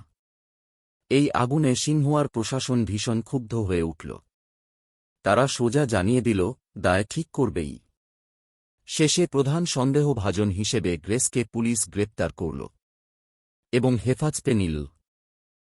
পরিবারের কানে খবরটা পৌঁছাতেই তারা ঘাবড়ে গেল, আর তাকে বাঁচাতে সব রকম যোগাযোগ কাজে লাগাতে শুরু করল। কিন্তু এটা ছিল আন্তর্জাতিক মামলা। গ্রেস কোনোভাবেই সম্পূর্ণ ক্ষতিহীনভাবে বাঁচতে পারত না। শেষে পরিবার তাদের বেশিরভাগ সম্পত্তি ক্ষতিপূরণে ঢেলে দিল এবং স্কুলকে ক্ষতির 10 গুণ দেওয়ার প্রতিশ্রুতি দিল। তবেই সিনহুয়া শেষমেশ নরম হল। এত ভয়াবহ পরিণতির কারণে গ্রেসকে 6 মাস জেলে কাটাতে হয়েছিল। ইউরোপীয় ইউনিয়ন তাকে ব্ল্যাকলিস্ট করে ডিপোর্ট করল আর আজীবনের জন্য প্রবেশে নিষেধাজ্ঞা দিল। মুক্তি পেয়েই তাকে ফেরত পাঠানোর জন্য বিমানবন্দরে নিয়ে যাওয়া হল। চারপাশে লোকজনকে গরমের পোশাক পরে থাকতে দেখে গ্রেস এমন অবাক হয়ে গেল যেন কোনো স্বপ্ন দেখছে। শেষমেশ তার সামান্য হুঁশ ফিরল। গ্রীষ্ম এসে গেছে। 5 মাস কেটে গেছে। এই পুরো সময়ে আমি একবারও তার সামনে আসিনি। এই সত্যিটা বুঝতেই তার বুকের ভেতর নানা রকম অনুভূতি একসাথে ভিড় করল। সে বুঝতেই পারছিল না এটা হতাশা নাকি নিঃসঙ্গতা। সামনে এখনও অনেক সময় পড়ে আছে। আবার দেখা হওয়ার সুযোগও আসবে। গ্রেস নিজেকে শুধু এভাবেই সান্ত্বনা দিতে পারল।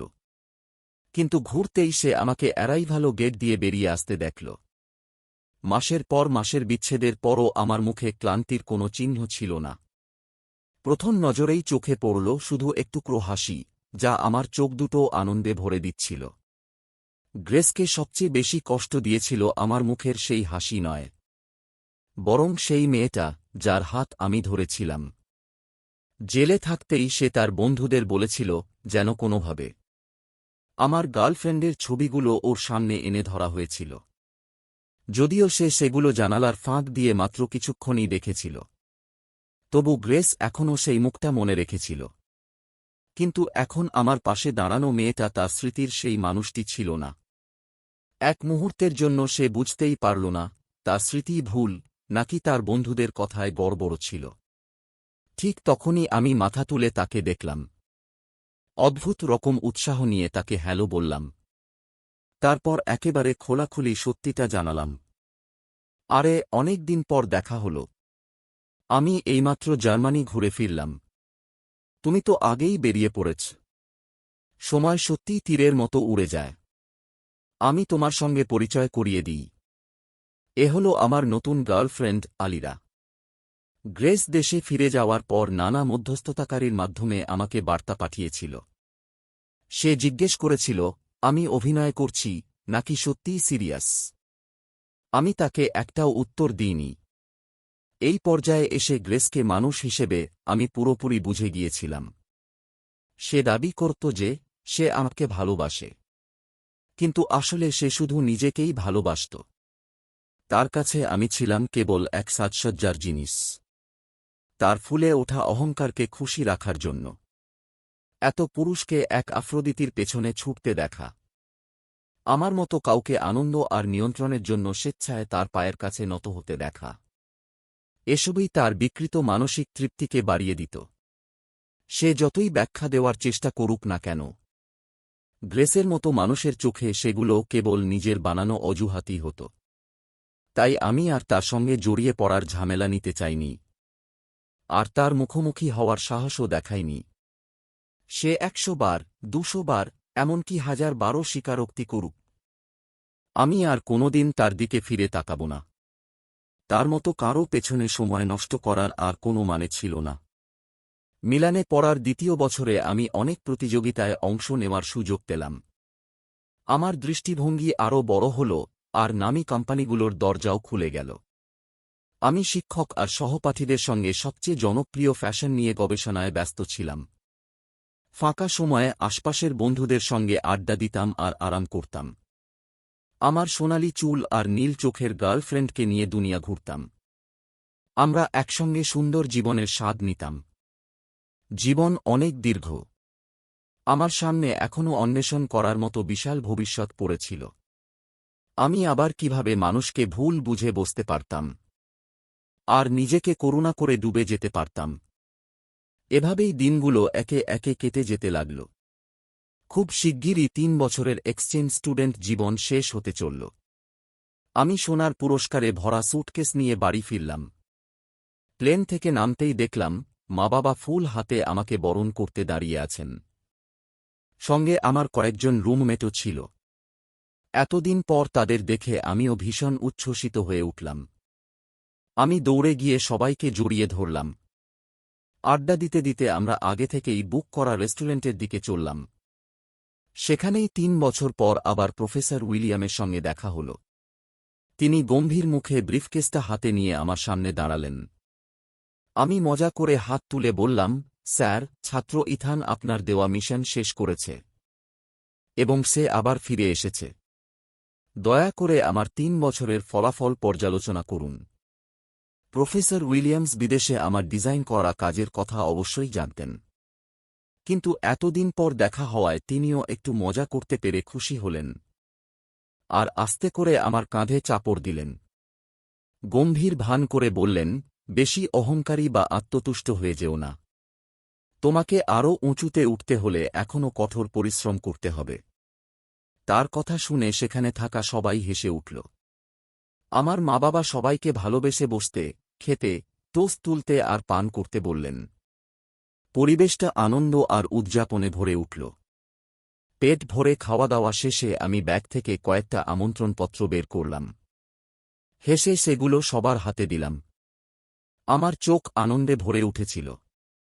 আমি সবাইকে বললাম, আজ এখানে জড়ো হতে বলেছি শুধু পুরনো দিনের কথা মনে করার জন্য নয়, সবাইকে সত্যিই আমন্ত্রণ জানাতে, একটি ফ্যাশন শোতে যোগ দেওয়ার জন্য, যেটার জন্য আমি বহুদিন ধরে প্রস্তুতি নিচ্ছিলাম। কথা শুনে প্রফেসর উইলিয়ামসও অবাক হয়ে গেলেন। মিলানের ফ্যাশন শো? তাহলে আমাকে তো যেতেই হবে ফলটা নিজের চোখে দেখতে। আমার রুমমেটরাও উত্তেজনায় চিৎকার করে উঠল। এটা কবে? আমি যদি এখনই ভিসার জন্য আবেদন করি তাহলেও সময়মতো পৌঁছাতে পারব, তাই তো? ইথান, আমাদের কিন্তু ভিআইপি সিট চাই। সবার এমন উচ্ছ্বসিত গলা শুনে বুঝলাম তারা সত্যিই আমার জন্য খুশি। আমার মন ভরে গেল।